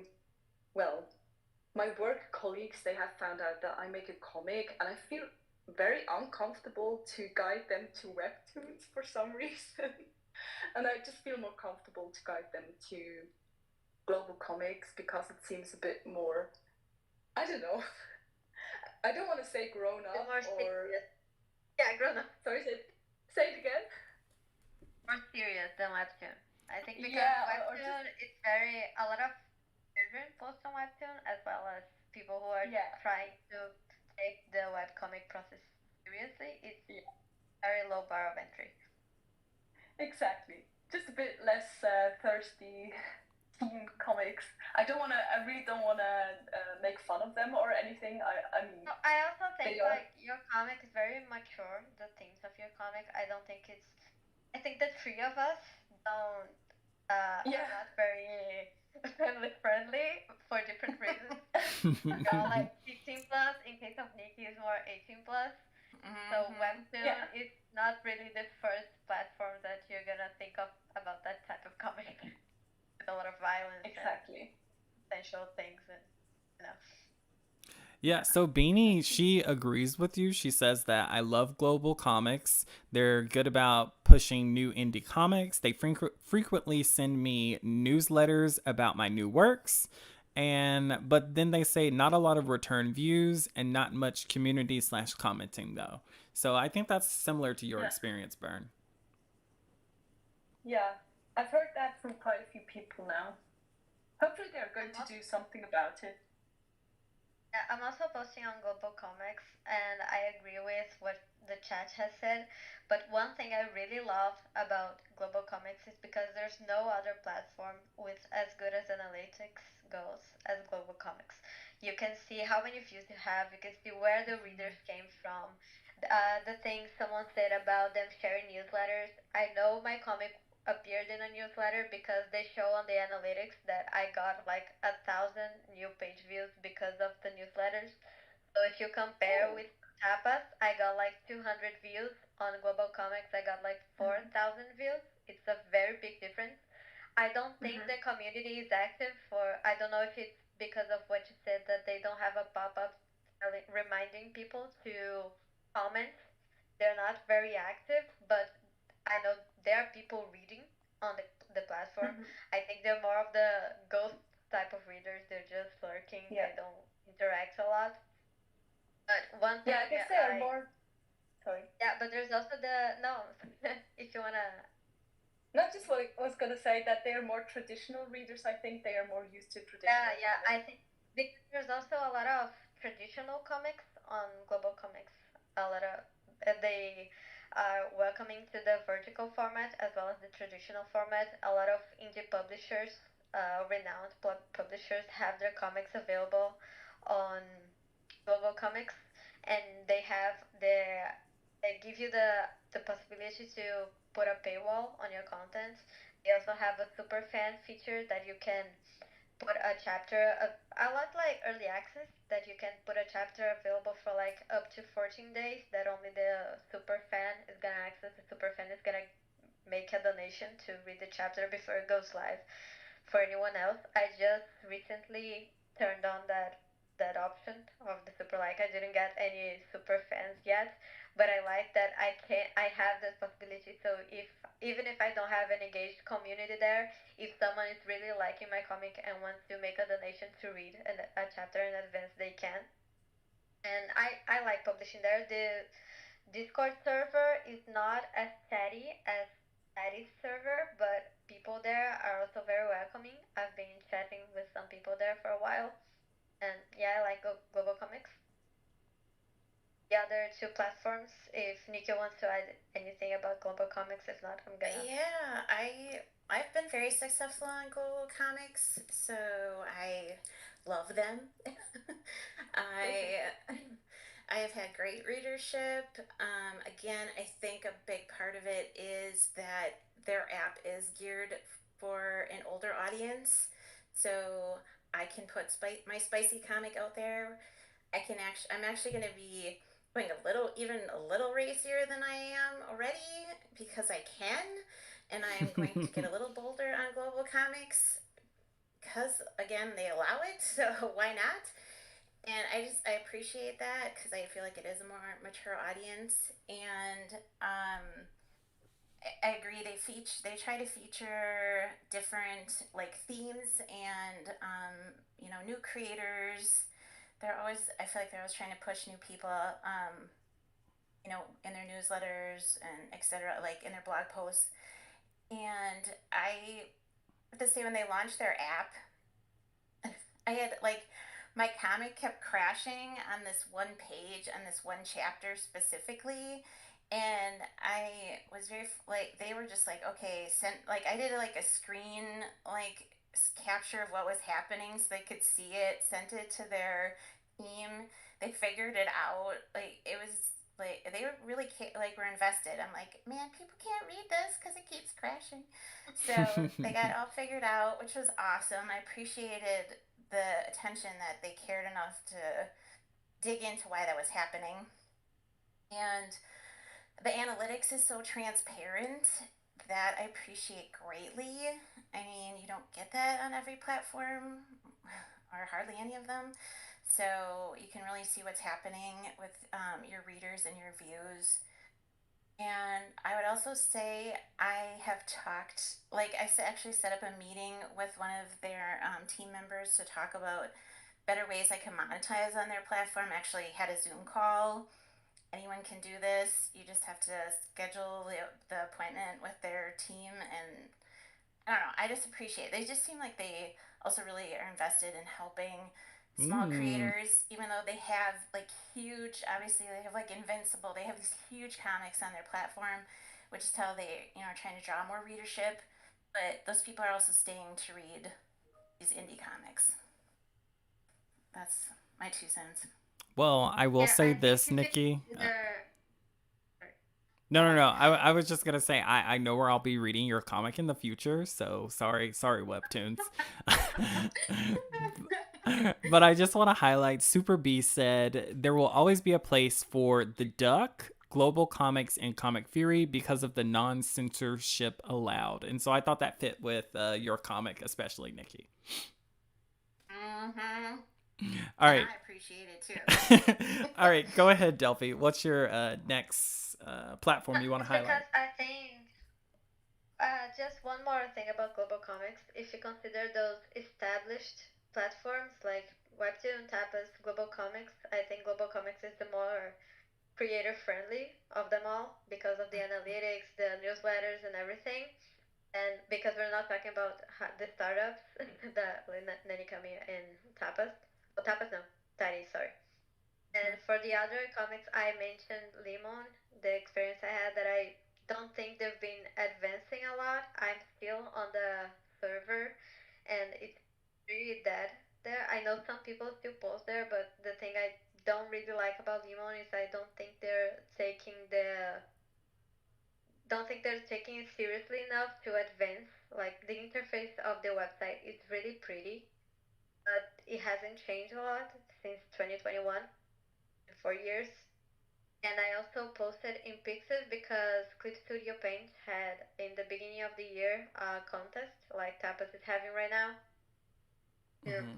There was a theme, and you could also post for another like free without a theme, and they'd have publishers look up the contestants to maybe pick up a few series. So that's why I posted on Pixiv, and I know they allow mature content, so maybe Nickie wants to look into that.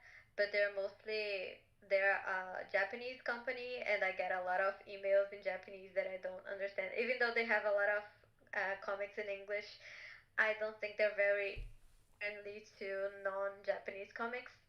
They also have a lot of mature content in there. Yeah, that's the other two platforms I tried out.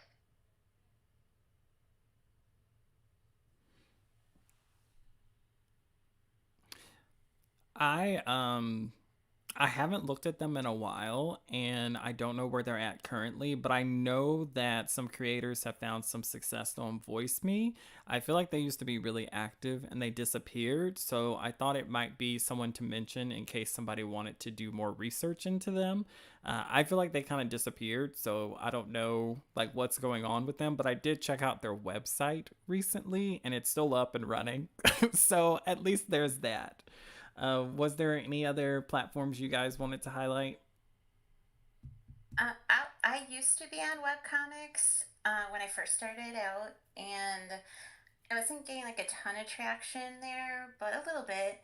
And I actually used to read on the platform quite a bit and spend probably more money than I should have. And I just don't think like though, like I just felt like those readers weren't like super engaged in like the indie comics. I felt like, at least at the time. Again, this is like 2 years ago. And I also had to resize a lot for that platform, which I was like, I'm not doing this anymore. It was too much. So I stopped posting on there and actually eventually stopped reading on there as well, just because there's so many other apps to read on. So I kind of just moved on from there. But that was just my experience. Um, it wasn't for me sustainable.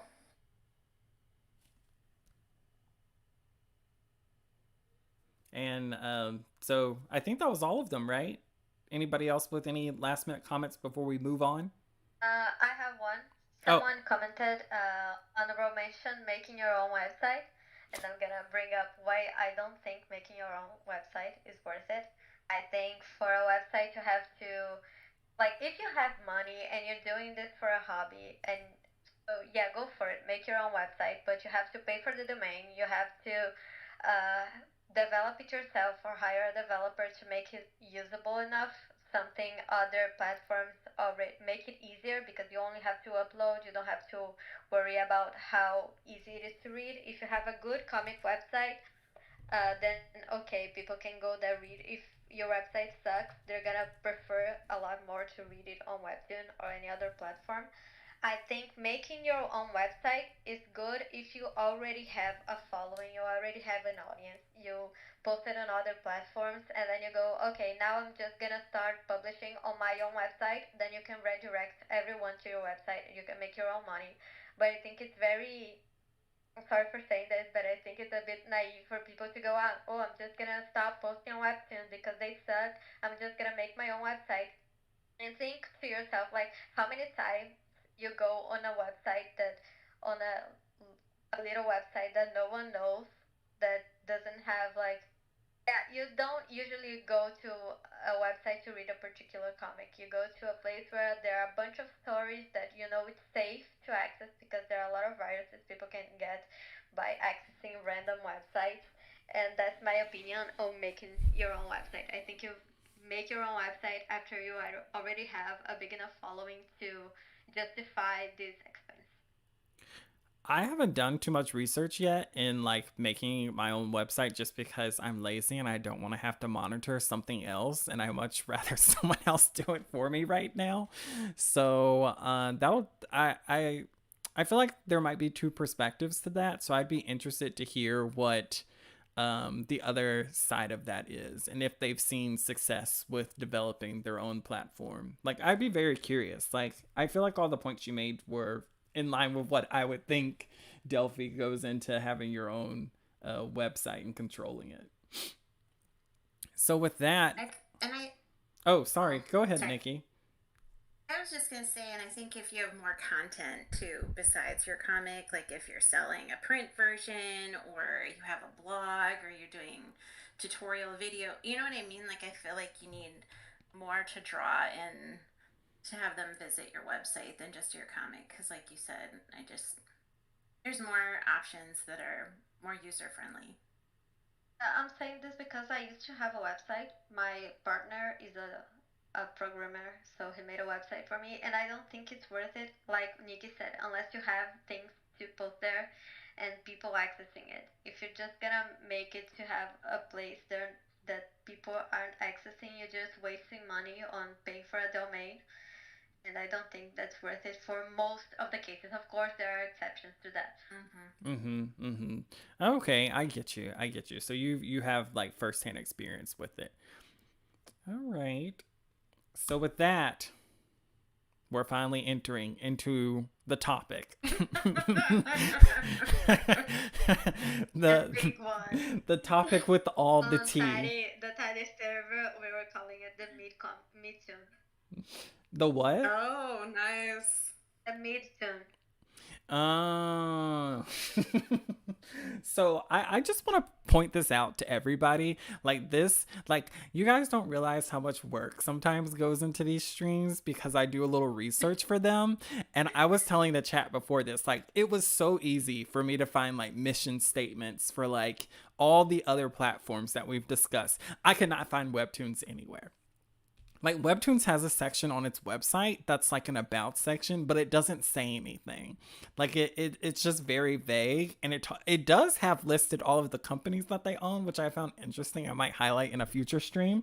But I found this description on the Play Store. So not even on like the App Store for iOS. It was just on the Play Store. This is the only place I found it. And I'm just going to read it to y'all, and it will summarize my feelings, I think. So it says, find new stories or share your own Webtoon, the largest webcomics community in the world. Home to epic sagas, short stories, manga, manhwa, and daily comic strips. Access thousands of creator-owned comics anytime, anywhere across 23 genres, including romance, comedy, action, fantasy, and horror. Featuring action-packed international bestsellers like Tower of God, Noblesse, The God of High School, the suspense thriller Sweet Home, and the global rom-com phenomenon True Beauty, now adapted into major TV streaming formats. Dive into Webtoon Originals, award-winning comics which update weekly. Discover new voices on Canvas, where creators self-publish their series to a vibrant, diverse audience. Join Webtoon and find your story today.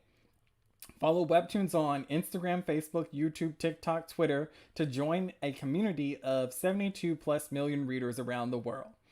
And I just want to highlight this last thing that was on their website. They have posted here that there are 24 million plus total creators, 170 million plus active monthly users, and then 900 plus adapted stories.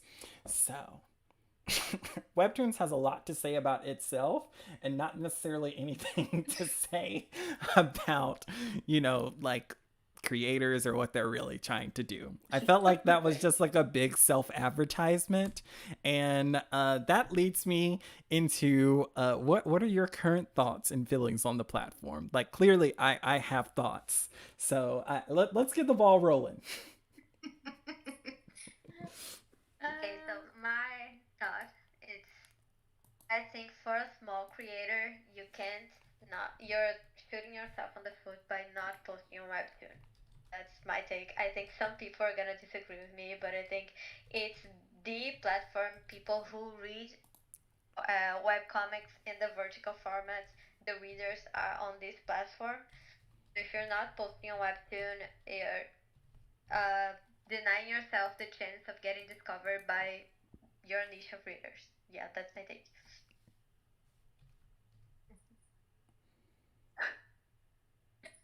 I agree. Who's next? Go next, Nickie. Well, oh man, I have so many thoughts. I mean, I would agree. Okay, so it is probably the largest platform, right? So I think you have to be on it. Although I've definitely gone back and forth about not being on it anymore because I get very frustrated when my chapters get taken down, even though I feel like I'm doing some pretty good censorship. And also, there seems to be a pretty large double standard about, some comics, it's fine to post similarly to what I just posted, and their comics don't get taken down. It's definitely a source of frustration for me. So I struggle with that. And, but again, I still think it's just like a space you need to be in despite all my frustrations. Um, but I also know, it's very saturated too. So even though I consider my comic to be more of a romance, I actually don't have that as my primary genre. I actually have it as crime mystery because there's less comics in that genre. So I feel like I get more noticed at least, or have less competition, even though there's still, a lot of comics. Than romance, which is like such a huge, probably they're like number one, genre, where I definitely would get really lost in the shuffle. So I tried to cut down the competition a little bit there by like switching my focus, but it's a tough platform to be on. But you can also, there's a lot to gain if you can hit the right, if your readers are there, the right people that are looking for your comic, and if Webtoon wants to promote you, which I also feel like they're really biased about doing. Kudos if they do, then you have really a chance of getting a lot of readers and maybe getting ad revenue and things like that.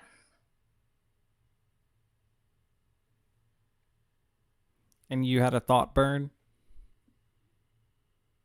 Yeah, loads.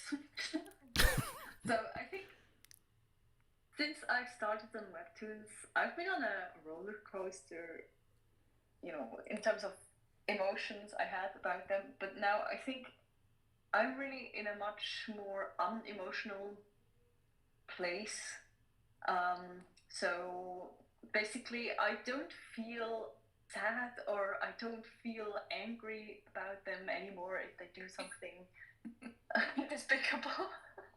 But I agree with Delphi that it would be really, well, I'm only posting on Webtoons and Global Comics, so I can't have any different opinion, but I think it's really necessary if you are really there for the big, how would you say that, readership, built-in readers, then you have to go to Webtoons. And then you kind of have to consider them just as your big hosting platform and nothing more. Because I think at the beginning I was like, so, waiting for these promotions and stuff like that. And it really, yeah, it kind of affected me too much, I guess. And still, I still think it's bad that it always depends on them whether you will have, whether your readership is going to increase substantially, because all the things you can do are not never as effective as their promotions, and because they're in that regard, they're still acting not like a very big platform. You know, if you compare it to YouTube, where you have the algorithm, there you always have that shimmer of hope that it's just going to be the algorithm and your hard work that will push you to the front of a page.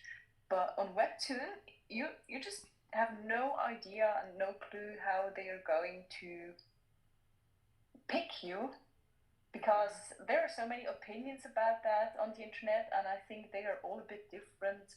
Whether or not the Fresh Picks, for example, is a, how do you say that, a curated pick, or if it's an algorithm, it's just very, very unclear. And I think the feeling you get from that is it's some kind of helplessness, or the feeling that you don't have any influence, that you can't, nothing, there's just nothing you can do apart from wait for promotion, unless you're happy with like 50 readers, which is also good, but I know that most of us are there for more.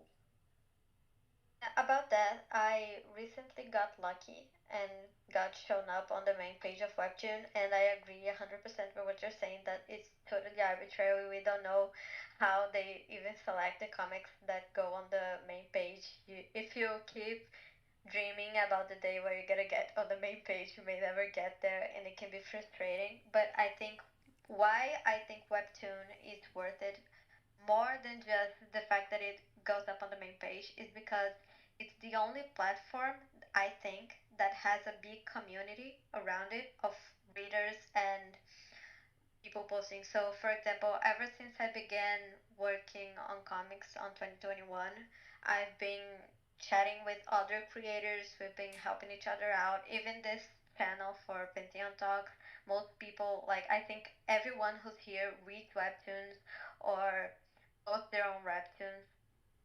And the fact that we have this community, like I have a community on the Teddy server, but it's not as big as the community on Webtoon.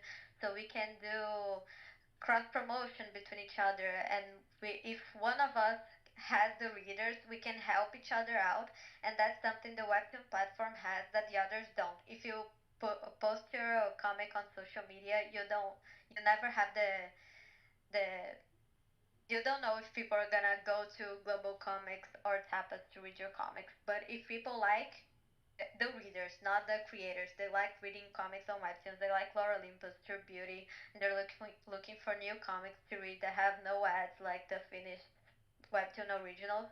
And they like one comic that your comic ended up on the main page, and you recommend my comic. They can find mine. I don't know if I'm mixing things up, but I think that aspect of Webtoon has something to offer that the other platforms don't have. Yeah, that makes a lot of sense. Highlighting a comment, um, affirmer. I'm gonna have to learn how to say this because they've shown up a few times, so I apologize. I'm gonna refer to them going forward as E. E said, honestly, Webtoon promos barely do anything for getting new readers. It's all about marketing on other social media platforms. Then they followed that comment up with, yeah, but it's not a golden ticket. It doesn't guarantee your comic will blow up because of one promo. And then Kaylee Blue added to that conversation that they agree with that. They said it helps, but it can only go so far. So what I wanted to comment on and my thoughts on this question is I have adopted the viewpoint of looking at Webtoons from how another business partner would look at the company. And I think like not being so emotionally involved with them will help people to separate the feelings of like being overwhelmed or being like, if Webtoons doesn't like reach down from the heavens and pick me up, then I'm good or I'm bad or whatever. So I just feel like you need to have like a balanced viewpoint. And so like my viewpoint with them right now is just like, don't put all your eggs in one basket sort of thing, like we've been talking about through this stream. Like look for other opportunities, look for other areas to grow your own platform yourself, and then like develop that loyal fan base. But there's no denying that they do have a large readership on their platform that's available, so take advantage of it. Yeah, definitely. And also, like you said, go on a platform so that you can regain that feeling of agency that you lose by waiting for the webtoon gods to reach down. That's a Yes. great metaphor. Yeah. Like there was these creators, and I can't remember if this was on YouTube or Instagram or Twitter or something, and they were talking about how they were chasing so hard after like becoming Webtoon originals, and like they got multiple promos from Webtoons like recognized them, but they just kept like waiting and waiting for them to get like a contract, and like Webtoons never offered it to them. And so they ended up quitting, and it was kind of interesting to me because I was like, but Webtoons never guaranteed that you would become an original. So like it's like sometimes I feel like people feel like because their content is good that automatically makes them qualified to be an original, but like with writing or any sort of creative endeavor, it's all subjective. And then if you involve business, Webtoons might be like, well, your story is too similar to this story that we already launched as an original. So we're not going to pay for it. And you're already putting it on our platform. We're just going to promo it. So I feel like there's a lot of like emotional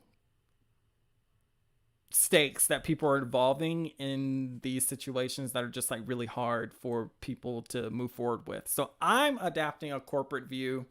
Everybody else can adapt their own views. So I hope that wasn't like too mean. No, I really appreciate that. Sorry, just go ahead.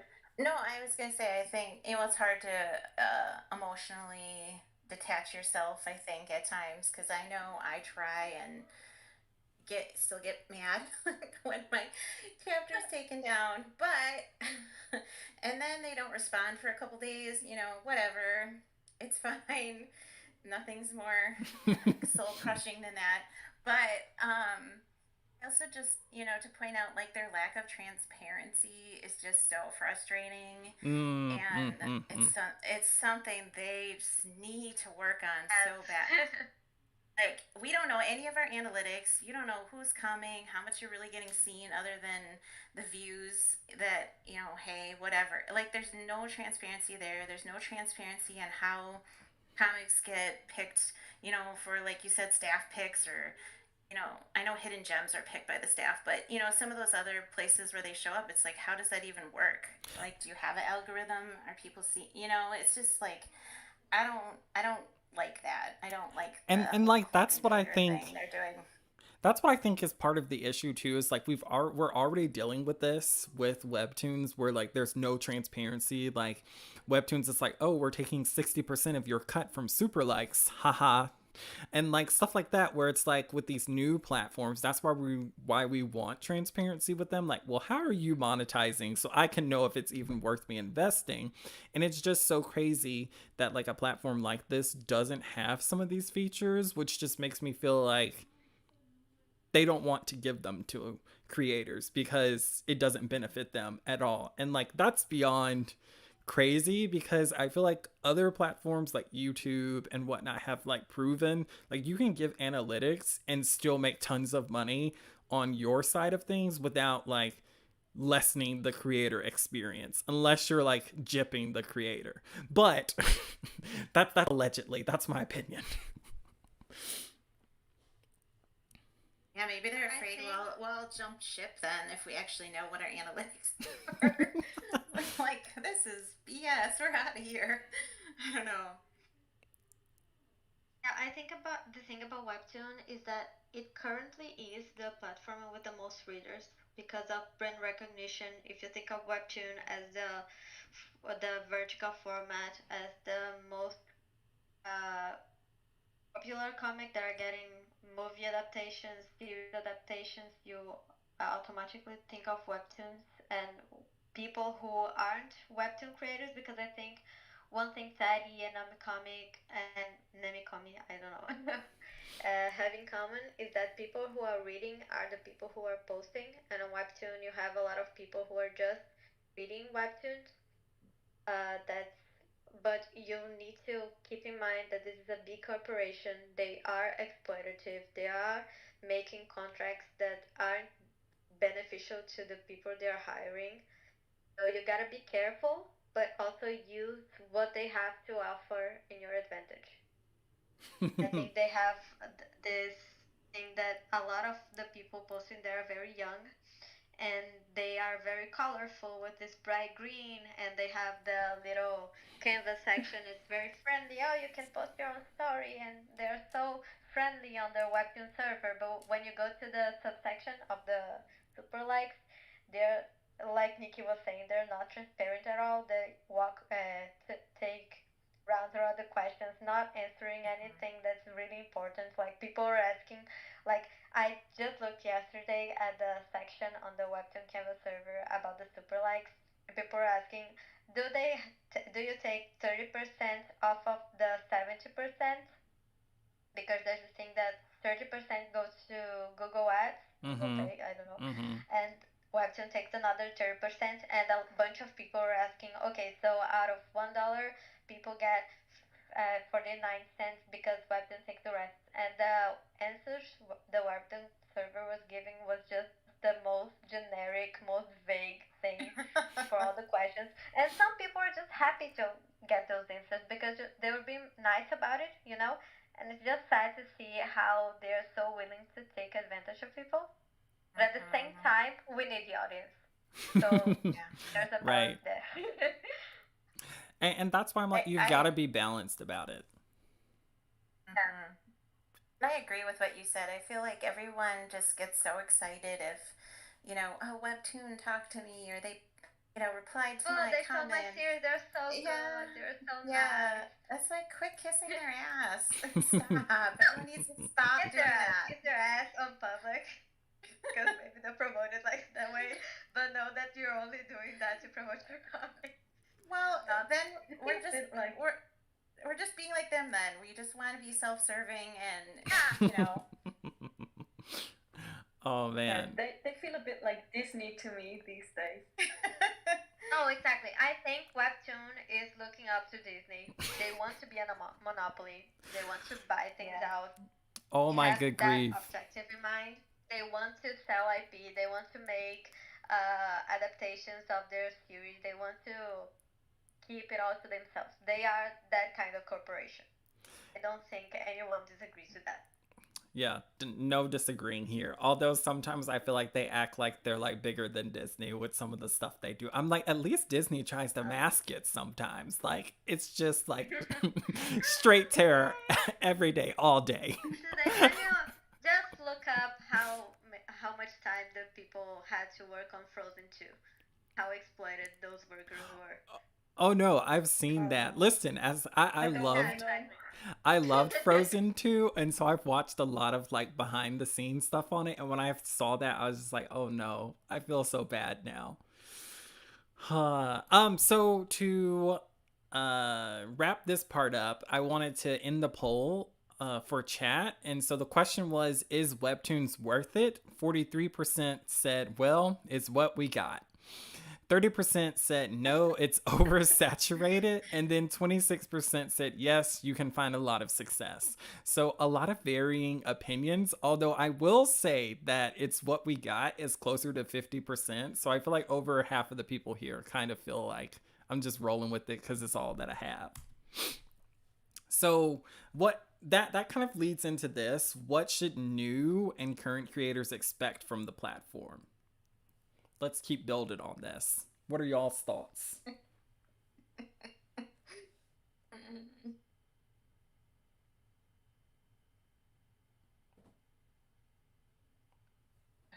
Well, okay, so again, so many thoughts, right? Oh gosh. I mean, again, I think it's a place you have to be. It's a space where there's a lot of readers. I think if you have a comic that is geared towards a younger audience, it's probably going to fare better. I do firmly believe that because their app is like rated for like 13 plus. So, you're getting a younger audience. And even if you mark your comic mature, it doesn't matter because they don't really care. They still, whatever. I'm not going to go down the road again. Um, but I mean, as far as like, it's easy to upload. I think your comic, it's a little bit more tedious than some of the others. I feel like you can drop a bunch of pages at once. You can only upload one at a time there. Um, I don't know. It's a place you have to be. I don't like their customer service very much. They take a while to get back to you, and then you don't. I don't know. They're just not. We already covered all the negatives, so They get back to you? What is this madness? I just can't. I don't know. I'm in a bad webtoon mood today. I think I don't know what it is, but Relatable. a lot of readers, and you certainly could get recognized. And if they feature you, I mean, I got featured once too, so I was like, it was exciting. But then everything kind of drops off after that. So it is what it is.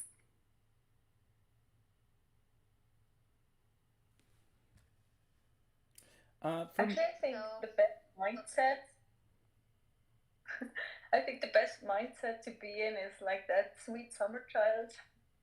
To if you have nothing to lose and you don't want the career from all that, it's I think it might turn out to be a good experience. But if you're a bit beyond that phase of just wanting to show your art to someone, and if you want to make money, then yeah, you can.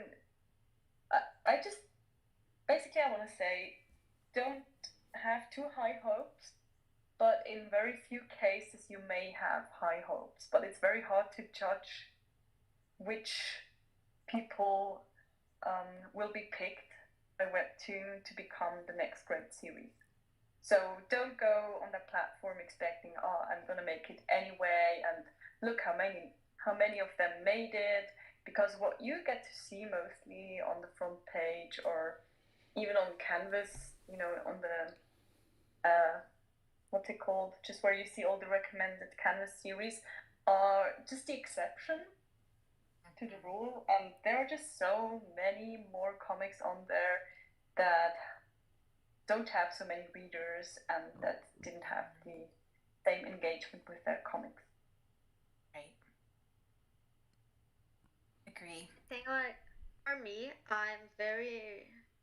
uh, I have a very positive view of Webtoon, not the company, but my experience in publishing there, because it's the only Webtoon hosting site so far that I really got any traction.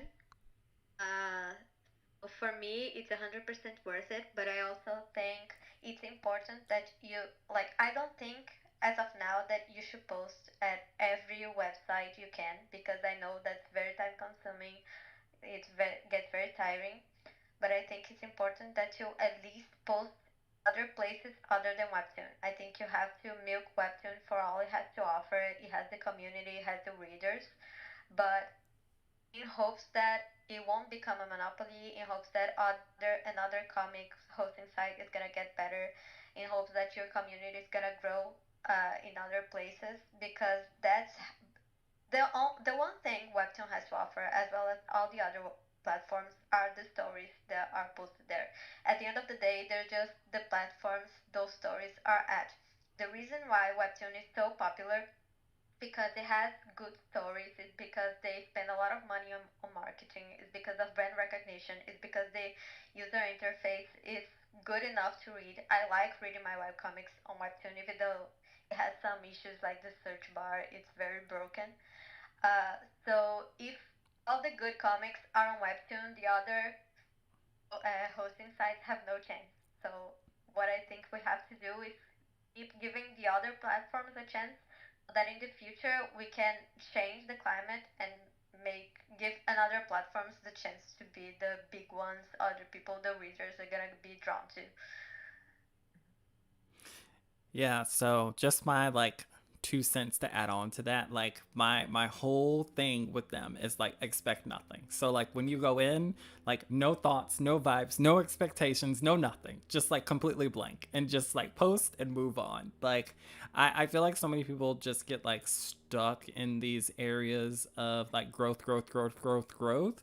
But just like focus on like building the brand slowly, growing from there. Like, I think expectations should be balanced. So I've mentioned that before, and that's where I stand on this. All right. Our last question on the Webtoons topic: should creators use Webtoons? I think we've kind of established this, but let's just clarify. What do you guys think? Yeah, should you? I think it's. I'm really hesitant to give a clear answer to that because it really depends on what you want. I mean, we're talking a lot about the corporate side here of these platforms, and maybe we didn't really talk about the other side of art where it's more about just sharing art. And I think if you can deal with the shady parts of webtoons, or if it just doesn't bother you at all, then you should absolutely try webtoon. And also, if you want to try and make a career from that, you should also try it. But if you feel like you just want to keep your art really pure and you don't want to get infected with the growth obsession, as you just said, follow, then maybe think twice if this platform is going to mess with you, because it really can.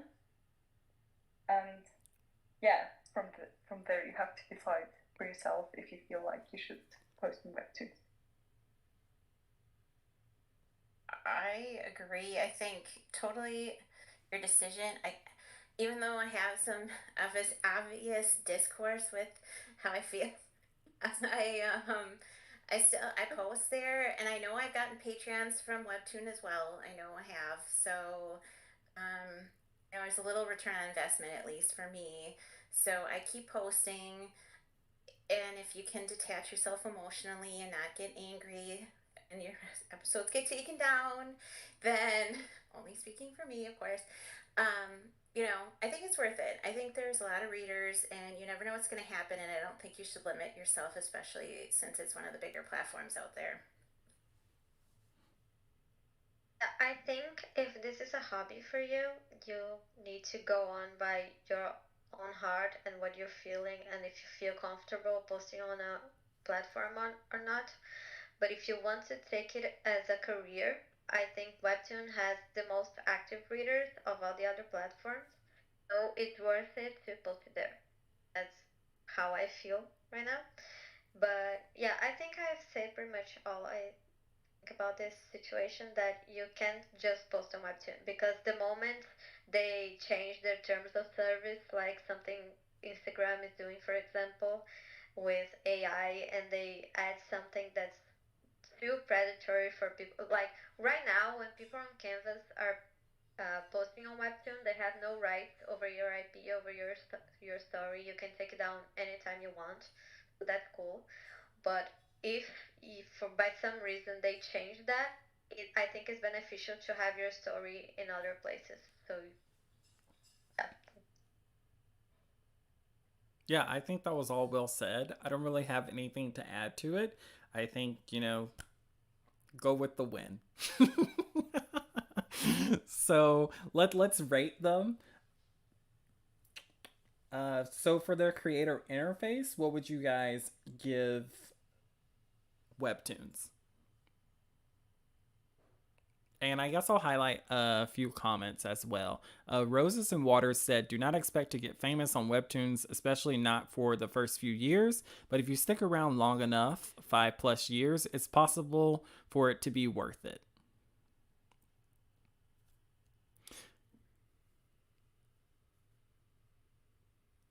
And so, creator interface, what did you guys think about the upload process, the analytics? What was your scores?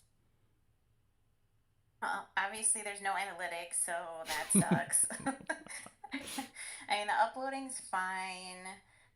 I was more like 2.5. I don't know. It definitely, the whole analytics thing is just very frustrating because you don't really know what's happening with your comic. Yeah. I think you should know that. At the very minimum, you should know that. I gave it a 2 because of analytics, like Nickie said, but it's easy enough to post. But I know that if you have an issue, you can't easily reach out to Webtoon to say, oh, I'm having trouble uploading or my episode was taken down. I know they're not as easy to solve your issues like other indie platforms will. So I gave it a 2. Yeah, I think I was gonna give it a 3 just because so many people use it. I was like, I guess that can't be ignored. So they're like in the midway point. So maybe I guess the midway point would be 2.5. But yeah, somewhere in there. Mhm. What about the active readers? Well, you gotta give them a high score for that because they have a ton. I gave it a 5. Mm-hmm. 5 out of 5. Oh yeah, I yeah. would give it 5 as well. Yep, 5 out of 5. Agreed. Oh, and I wanted to highlight this comment from Hiram. They said that I'm assuming it's about Webtoons. So they're saying it's totally worth it. Having a webcomic and not posting on Webtoons is like having a vlog and not posting on YouTube. So I thought that was pretty funny, and I thought it was a great way to do like a 1-for-1. So, um, everybody said 5s for that, right? So what about monetization? What's our scores here? Low.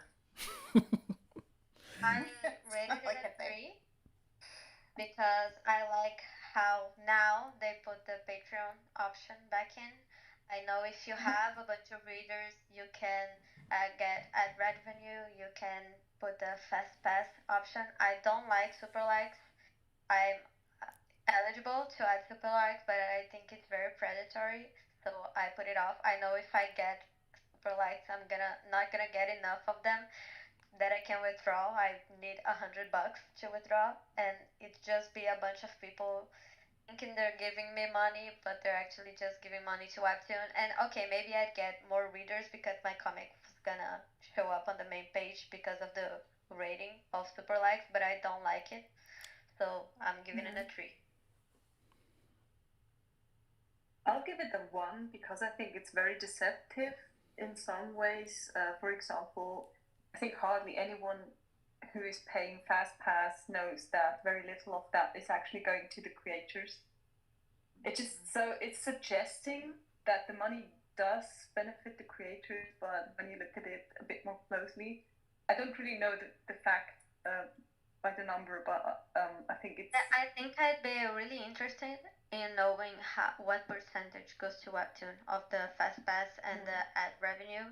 They're again, they're not transparent, so we don't actually know. But yeah, and I'm assuming that the readers think that 100% is going to the creators, the same with the super like. So I really don't like that deceptiveness, and also, Right. yeah, just that they take a big bunch. Yeah, so I gave them. Oh, go ahead. No, I was gonna say I was like at the 2 range, because well, yes, I know I've gotten Patreon, so yay, and I agree. I don't like the super likes. I had it up. I took it down, and I did actually qualify for ad revenue, and I never pursued it. Just because I figured I probably wouldn't get it, probably wouldn't work out because of the nature of my comic being spicy. So it would probably all get shot down anyway. So I never pursued it. But yeah, I go, and it's hard to get. You have to have 40,000 views in a month. So that's tough for some people. I think their threshold's really high, and then I know there's rules, right? Which I violate all the time. So I'm out. So I gave them a 0, but let me explain. So I know you can make money on there, and I know people have made money on there, but I just don't like shady business practices. And so it's really hard for me to be in any support of a practice that plays with my money. Like, that's one thing that I do not like. And I like for like, because I feel like every business that's dealing with any other like third party, so like if you're a company that's like has subcontractors or contractors, like if you're not transparent with those people, like they get pissed off and they take you to court. Like, and that's kind of how I feel sometimes with webtoons. It's like it's always like a catch in the contract. And like from the original side to the canvas side, it's just like sometimes very, very wrong. I don't know if that's the right word, but I just don't like it. So, and I wish like if we are wrong about how we're perceiving this, like webtoons would be like, no, that's not right, this is actually what's going on. Like, here's an example, like a sample example of one of our contracts that one of our lawyers have made up, or like, here's what the policy says, and we make sure that this is clear to people. And I just don't like how, like, when people have brought this to their attention, the response has been like crickets. So hopefully hopefully that wasn't too much of a tirade, but yeah. I'm gonna lower my ranking to 2. I put 3, and I'm gonna lower it to 2. Yes, I shaved off a point. Okay, so what about community? What are your thoughts on this? I'm giving it a 5. I think I met a lot of very cool creators on Canvas. I've gotten a lot of support from those creators. I don't think I have the... It's very hard to do that. It's very hard to take it seriously, and knowing other people who are on the same boat as me, it's very helpful. I've done a few cross promotions that gave me a bunch of readers, but I think the most important thing is just having people who are on the same boat as you, who know the platform sucks. And I think the Canvas community is very... I like it a lot.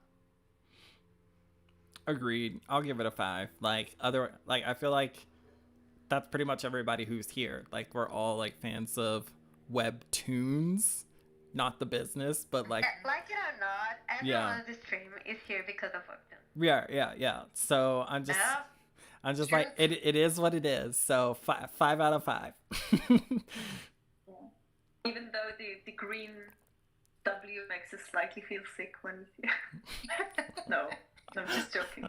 But yeah, I would give it a 5 as well, because even someone who doesn't really reach out as much as myself, I found a lot of cool people to chat with, and also a lot of great readers actually, who are very loyal and follow me wherever I go next. Yes. Which is not always easy, but yeah. Yeah, I would agree. That's another thing. Not just the creators, but readers on Webtoon actually comment. Mm-hmm. Some of them are very inappropriate or just like childish sometimes. But the fact that people are engaging with your comic, not just leaving a like or a view, that we have no idea what people are thinking. People are commenting their opinions on the chapters. That's something I don't think any other platform has to offer besides Webtoon as of now. Yeah, I would agree. I think the commenting is a lot better on Webtoon. There's definitely more engagement that way, and I definitely have some loyal readers.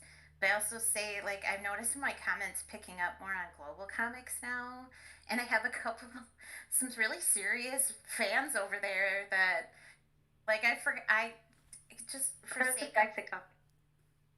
What? For the sexy comics. Yes, for the sexy comics. Well, yeah, that's why you have such where I will be reading them. I'll also be changing. I've started reading those things on Webtoon. I'm gonna change it to global comics for sure. I like forgot to upload one morning, which it like totally slipped my mind, because I usually upload earlier on global comics too, like I do it ahead for that platform. And this, like, seriously, as a reader was like, hey, why haven't I seen the new episode yet? And I'm like, good question. So is that how you make them comment? I guess they were.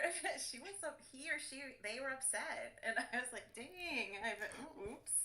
So yeah, they were thirsty for it. So that is great. Like, that was a perfect way to end off this segment about Webtoons. And thank you guys all for sharing your thoughts and opinions and everything. And thank you to the chat as well for sharing your thoughts.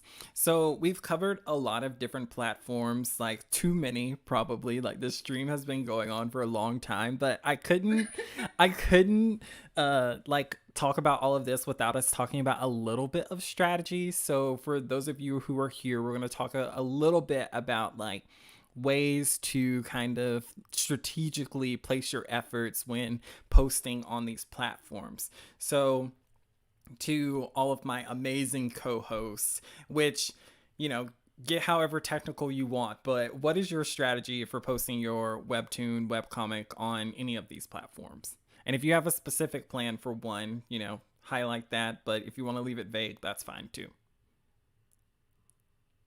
Okay, what I do, I schedule my posts like a few days before the deadline so I don't have to worry about them. On Webtoon, I always like to post manually because I know they have the option to post every 10 minutes. And I like to post like if it's 8 p.m., I like to post 8.1 so that after all the scheduled posts are up on Webtoon, mine goes live and it stays there for at least 9 minutes before another round of posts go up. And what I'm doing and what I think I'm gonna keep doing is try as many platforms as I can. Find out if I have enough traction there. I was about to drop Tapas, but because I got a little bit more traction since I joined the Tapas server, I may give it another go. And after enough time has passed, I'm gonna keep my episodes there. If I don't like a platform, I'm just gonna drop it and say, if you wanna keep reading my story, you can go to these other platforms. I think if you're starting out a comic, you can post your first few episodes on all the platforms you can think of, so that if people discover you there and they like your story and they wanna keep reading, but you don't have enough energy to post on a lot of places at once, they can just get redirected to one of the platforms you do enjoy posting. And yeah, that's my strategy. Well, I just learned something new. I didn't know Right? like the Yeah. after the hour mark there, so noted that. Thank you. Can you write that That is down a for us? help. That was a good tip. I would just say the same thing in the sense that I mean, you can't post on everything. It's impossible. And do your research, figure out where you want to be or where you think you want to be at least because again, you don't know where your people are. Say your people that want to read your comic and um I for global comics because I had so much success there. I give those readers like 2 days ahead. They get to read my comic before any of the other platforms. So I kind of give them a little bonus because I've been doing so well there. And that's kind of my strategy is to kind of keep, I guess, utilizing that platform the best I can by trying to give them like a little extra something. And now they're going to get even more spiciness. So I want to keep doing what's working for me. And yeah, I mean, and I wouldn't do anything that's like if you have to change your like formatting for every single platform you're working on, then don't do it. But if you can do it pretty minimally and post on, you know, a few for sure, do it. And I've also had a strategy of just making sure like I at least leave my comic out there for a year. I feel like it's got to at least marinate out there for a while, People might not see it right away and give it a chance before I quit on a platform. So that's also been a little bit of strategy of mine to just understand that someone might not see it right away and some of these newer platforms are still gaining readers and things like that. So just not quit right away. I just have one more thing to add that I forgot. Uh, there's also a platform that is Patreon by itself. I Mm-hmm. post one or two episodes on Patreon so that my $3 patrons can read my episodes ahead. And before, like, I post my episodes now on the evenings. I changed schedule a few times to try out what's the best timing. But then I put my comic episodes public on Patreon for people who are signed up for the free subscription on Patreon. So that is gonna, I'm hoping, incentivize people to subscribe to my Patreon, even if it's for the free version. I have a few Patreons that are they're just for the free version, and even if they aren't gonna change their tiers to give me money, there it's kind of a way that I can easily promote my Patreon, because they're gonna get an email reminding them that the episode is up a few hours earlier than it is on the other platforms. And hopefully, with that reminder, some of them are gonna want to eventually maybe want to read the next episode, and it's already there. They have to sign their credit card. So that's something I've been trying out. I haven't had like someone change their tier from the free tier to a paid tier yet, but I've been liking it so far. At least I have more of a community on Patreon because they can comment over there. So that's something I've been doing. It may inspire some people to try it out. I don't know, but I thought it would be cool to bring it up. Oh my Yeah, good grief. that's That's big brain. Like that's so smart. I love it. Thank you. It gets very annoying Yeah. trying to promote your Patreon every time you. It's I don't know. I don't want It's a lot to. of work. It is. Yeah, so as for me, I'm doing this only as a hobby, so I don't have any. Well, I do have a full-time job next to drawing comics, so I have a bit of a different approach, which is mostly because I just really don't have any time left in my free time. So I'm trying to do my best to be very consistent on Webtoons, to post at the date that I'm announcing to post. So I would also, if you would go to my comic, you would see in the description or in the summary of the comic, I put at the top the genres and then also the next post, when the next post is going up, so that at least I give a consistent impression, even though I don't post very often. And then I also split my episodes into 2 parts, and I post them twice in 1 week. So one goes up on Monday and the other half normally goes up on Thursday. Like that, I get more exposure, and also my readers who might forget to check the latest episode, they will be more likely to see it when I post the second time in the same week.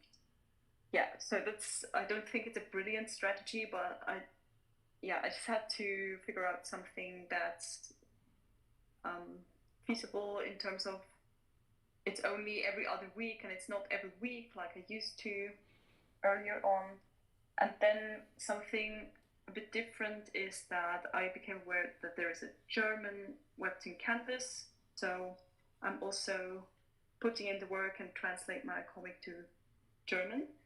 And although there are not too many readers, and compared to the English platform, there are hardly any, but still, I think it's really, really worth to, if you have a platform in your native language, or if you speak several languages, or if you want to pay someone to translate your comic to a certain language, then it can be a chance to be seen more easily. And I was lucky on the German page. I was noticed.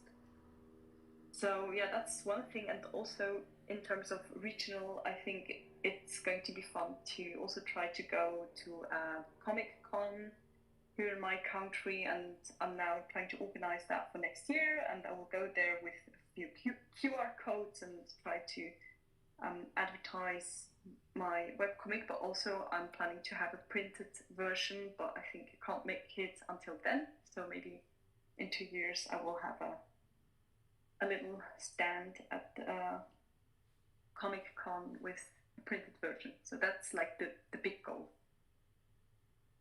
Oh, that sounds awesome. Yeah, I really appreciate all of y'all's unique perspectives, like, especially because, like, y'all are in the thick of it and figuring things out. I think, like, my situation is similar to Bern since, like, I have full-time job and I'm busy. But I think I'm going, like, the Nickie route. And I feel like strategically I want to outsource some stuff in the future. So I think like Mhm. that will be a super fun route for me myself. So my new strategy going forward, we'll see what actually ends up being outsourced. Well, let me know if you need some tips. I can help you out. Oh yeah, it's hard when you're a control freak to let things go. You're like, but they won't do it right. So I'm working on myself. That's my strategy. Work on myself. All right. So what should new creators consider when sharing their comics online?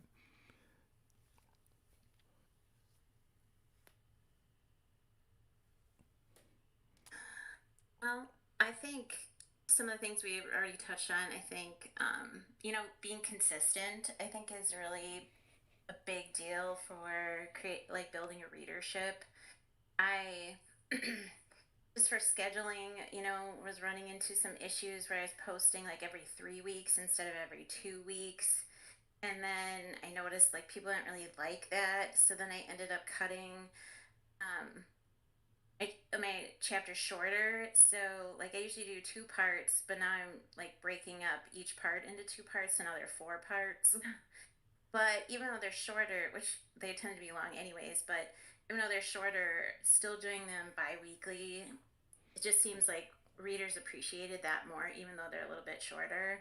So I would just say like consistency is like really huge. And also just like for me, like research your genre carefully. Like how I changed mine on Webtoon. I think that helped quite a bit in terms of getting at least more noticed. Recognizing what your genre is, you may have to switch some things up a little bit. So those are my thoughts, and know the audience, know who's going to the platforms, what's their age range. If you can find that out, I think that's important. Oh, I think that's well I said. Yeah, think that's a very good point. I think one thing creators should consider is that a big part, like a huge part of making it into these platforms is luck. So just because Mm-hmm. your webtoon is not picking up right away, it doesn't mean your webtoon is bad. Maybe you just didn't get picked up by some random staff member on Webtoon. Maybe you didn't show up on a newsletter. So uh, don't try not to let the lack of visibility mess up with your head while you're creating, and just try to make the best comic you can. Mm-hmm. And even if it's not perfect at first, you're gonna learn and get better for your next project. Just try to balance that external validation and try to think of why you're working on this project on the first place. Because if you're just working on it to get a bunch of views and a bunch of comments saying you're amazing, you're not gonna be fulfilled. It's a lot of work. So if you don't care about your story, you're not doing it primarily for yourself, you're gonna be very frustrated no matter how much validation you get. Yeah, I Yes. think these are really the most important points that have already been said. And I would just add to that, I know that everyone always says there can't be such a thing as too much buffer, which I agree with, but you wouldn't believe it.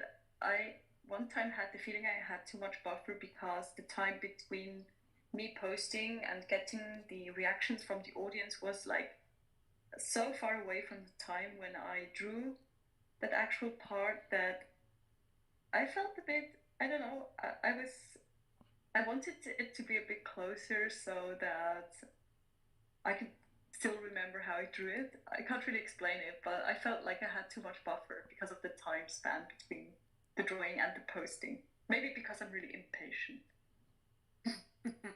But yeah, do have a Another thing to buffer. add to that is that, like, yeah, do have a buffer, post the Mm-hmm. best schedule you can think of, but don't feel like you owe people you like a lot of things. You're posting on this for free. You need to take care of your mental health. You can, if you can't commit to a weekly schedule, if you can't, if you need to take some time off to work on your buffer, like, do that.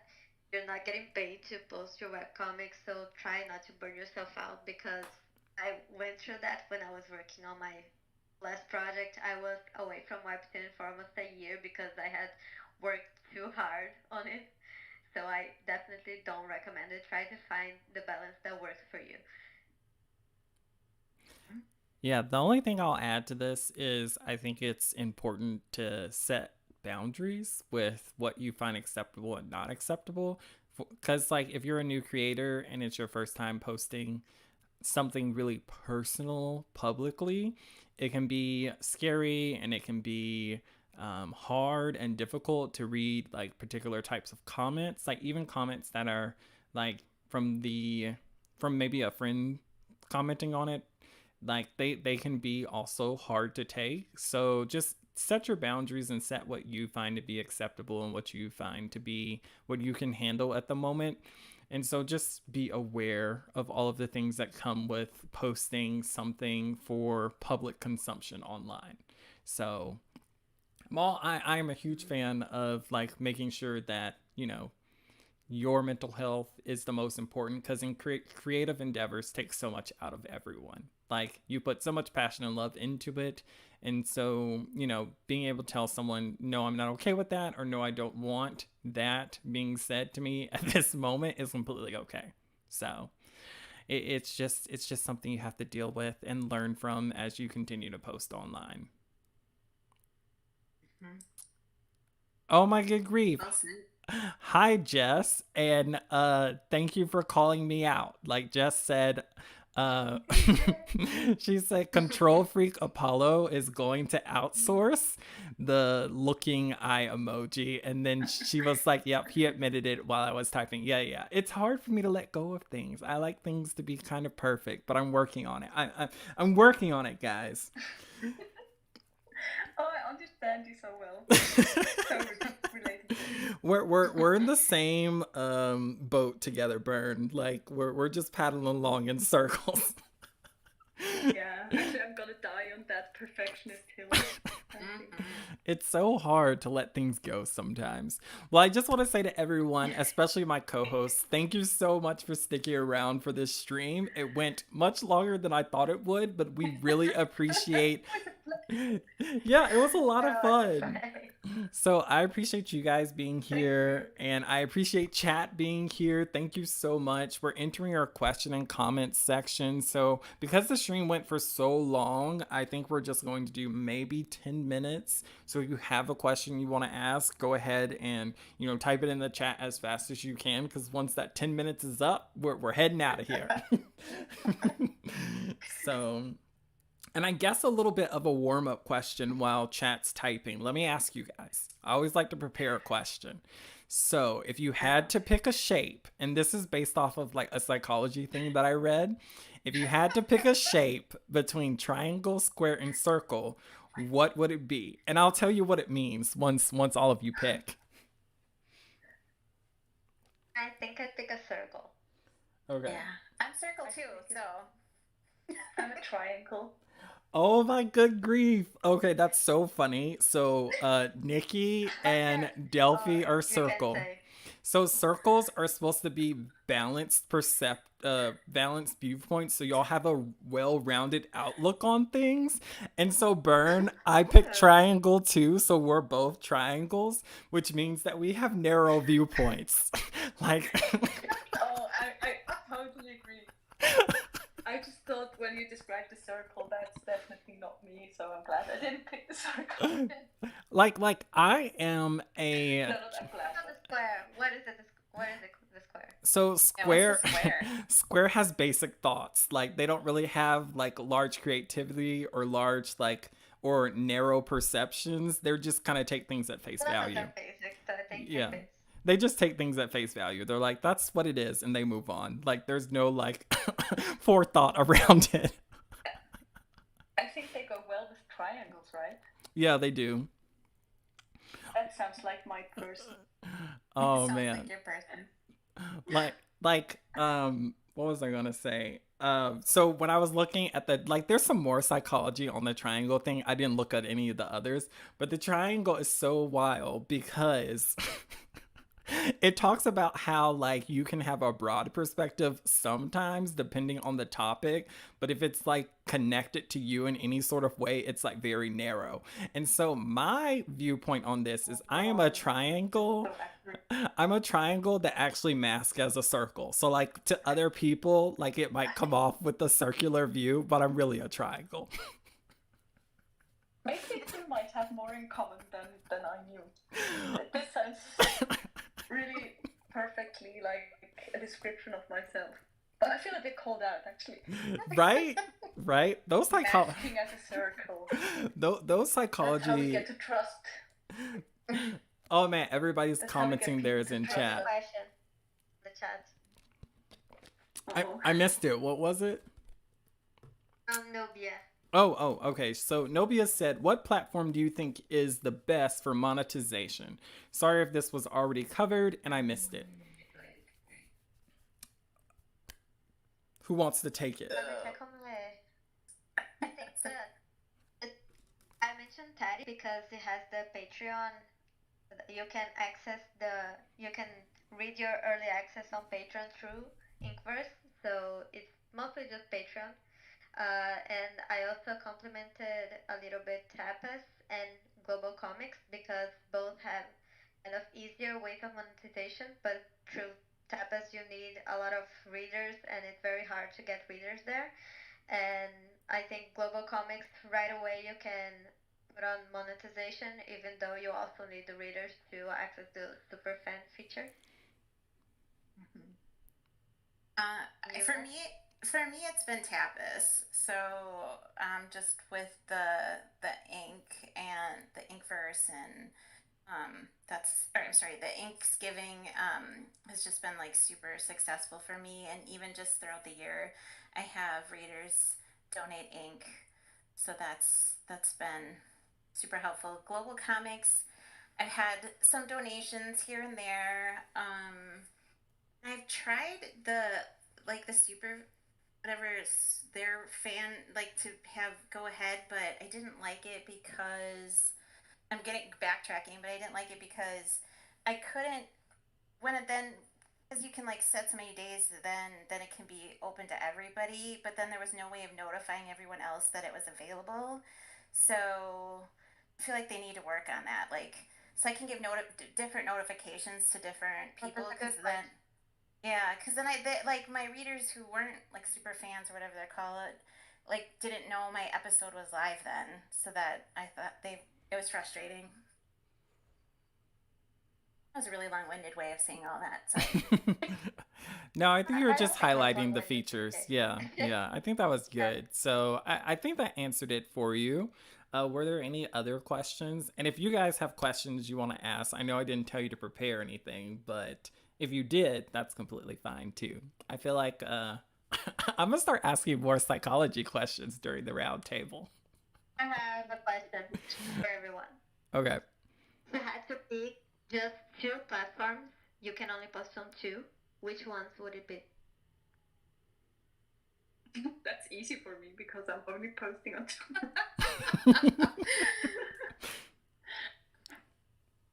So yeah, Webtoon and Global Comics. I would say for me, just like for like success, I would say Tapas and Global Comics for me. Paula? Webtoon and Taddy. Yeah, same. Oh yeah, Taddy. There's another question. The Frenchiest one. And he asked, anyone thinking of publishing physical copies of your comics? I'm working on a physical version. I already printed them, just waiting for them to arrive, but they're all in Portuguese because I'm gonna sell them at a con next month. My issue with physical copies for an international thing is the shipping fee. So I'm not looking into it right now. I think I need to have a bit of more grasp on the business side and a bigger audience to consider selling physical copies for an international audience. It's definitely something that's on my list to try to accomplish this year since I'm vertical scroll, so getting it into a print format's not going to be super fun. And I don't know. And I thought about outsourcing that too. I mean, I could do it myself, but it's just very painful. So I could sense my stress. But it's still something I really wanted to do this year, and I'm like, dang, it's already July. Like, I gotta really, if I'm doing this, I gotta do it. So I don't know, but I want to. So if that means anything to anybody, I want it. I just don't know how doable it is. Mm, mm, mm, mm, mm, mm. What about you, Bern? Any plans on physical? Yeah, Oh wait, I think yeah, you that's mentioned what this. I'm planning to do. Yeah, but yeah, for me it's more like a bucket list thing, more than a financial goal or anything like that. I Hmm. mean, from the selling point of view. So it's just I want to hold it in my hands, and yeah, I'm just avoiding the thought of the work that it will take to put it into that format. But let's Mm-hmm. see. Yes, yes, So the goal yes. is to get it done by in 2 years. Oh, nice. 2 years is pretty good. For me, if I ever outsource that comic, if I can outsource it again for someone to make it physical, I will. But that involves money. uh, Exactly. Jess asks, "What's your favorite platform for advertising? Instagram, TikTok, YouTube, etc." So if we're talking about I favorite, oh, go ahead. Oh, go ahead. Go first. Okay, so if we're talking about favorite in terms of advertising, it's definitely YouTube. I just like to get on here and yap. So, and I mean, like people get on and interact while I'm yapping. I've enjoyed that a lot. So if we're not talking strategy wise, YouTube. Yeah, not talking strategy wise, I use Instagram just because I'm comfortable with the platform. It's mostly visual things. I'm not on TikTok. I should get on TikTok. I've been trying to make reels, but I don't really like the video format. I know it's how a lot of people get views, but I've been having a hard time adapting to it. On YouTube, I'm also not very comfortable showing up on video or on audio. The only reason I'm here is because Apollo is such a great host that makes me feel comfortable. And I think that's also a way to advertise my comic. I hope some people here are gonna wanna check it out, but don't I don't see myself making a lot of video content because it's very stressful for me, and making a comic is already work enough. So yeah, I focus on Instagram. I would say, well, again, not strategy wise, and I totally agree with you. Like, putting together videos is time I don't have during the day. I already cut down my sleep, so I gotta be mindful. But I mean, I would say Instagram, and definitely, even though Twitter X is a little bit of a cesspool, I do a pretty decent following there, and I people do interact with me, readers and creators. So I use X and Instagram. Yeah, I also use Instagram, but I'm not very active there. I'm planning to put together some content that I could post over maybe a month and see how it goes. But for me, it's also YouTube, like for Apollo. I forgot to mention, but also Webtoon. I think so far my best form of advertisement was cross promotion with other creators, and I think it's a way to bring readers that are already on the platform. So it was very That's a very good successful, and you point. only Yeah. want to work with images. That's what we are doing here. So it's a lot more comfortable, and yeah. Mm-hmm. Oh, awesome. So, last question. How do you guys feel about Kara? I've been using it recently and I've been liking the engagement compared to other socials I've posted on. Yeah, I'm on Kara, and I like the engagement. I think I get a lot more views. For a while now, I've been getting very little engagement from Instagram. The only people who see my content are the like hundreds people who watch my stories, who I interact with. I like it because it's a way that I can engage daily with my readers and the people who are following my art journey. But with the AI Instagram thing, I don't feel comfortable posting my illustrations on Instagram without nightshade anymore or glaze. So I started posting my illustrations more on Kara. I haven't tried it yet, so I have to abstain again. But the thought of like managing another social account is like, ugh, that too, like, it's a little stressful. But I think Yeah. the issue with Kara is that it's mostly for other artists. There are not Yeah. a lot of mainstream people using it, so it's useful if you want to share your art with other visual artists. Like ArtStation, I think is a better comparison than Instagram. Yeah, definitely Yeah. ArtStation. Like, I have a lot of thoughts about it. I was going to release a video on it, got sick, but I'm still planning to release it. So you'll get to hear my in-depth thoughts on it in the very, very near future. But I like the idea of Kara, but I want to wait. And I feel like we won't know until a few months from now if any sort of like the masses, the mainstream people, like people who aren't artists, are going to download the app to use it. Because that's my only major concern, I would say. So that's what I think about Kara. Do you have any thoughts, Bern? I don't know if you said anything or not. Yeah, it's another one that I'm just thinking about to post on it, but I never get to do it. Have too much other stuff going on. So yeah, I think I will just see what happens next on Instagram and how people are pleased with Kara, but then maybe I will just give up Instagram and go to Kara because I'm really not into Instagram. Yes. So yeah, sorry, my brain is falling asleep. no, I know it's late over there. So we're gonna go ahead and wrap things up. But it's not a criticism again. Just it's very dark in the house. No worries. So we'll go ahead and wrap everything up. So if you're watching this in the future, our question to the community is, what is your experience with any of these Webtoon platforms that we mentioned or have not mentioned? We want to hear what your thoughts are, so comment down below. Thank you so much to all of the amazing co-hosts that I had on today's stream. I really appreciate all of your well thought out opinions, your research, your efforts to be here on the stream. It has been amazing. I hope to have you all back on again.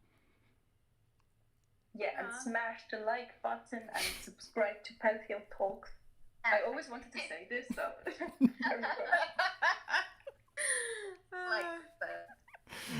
I think that's a perfect way to end the stream. Yeah, of course. I'm sure that you guys will be back. I kind of like to pull from people that. One more thing. Oh, yeah.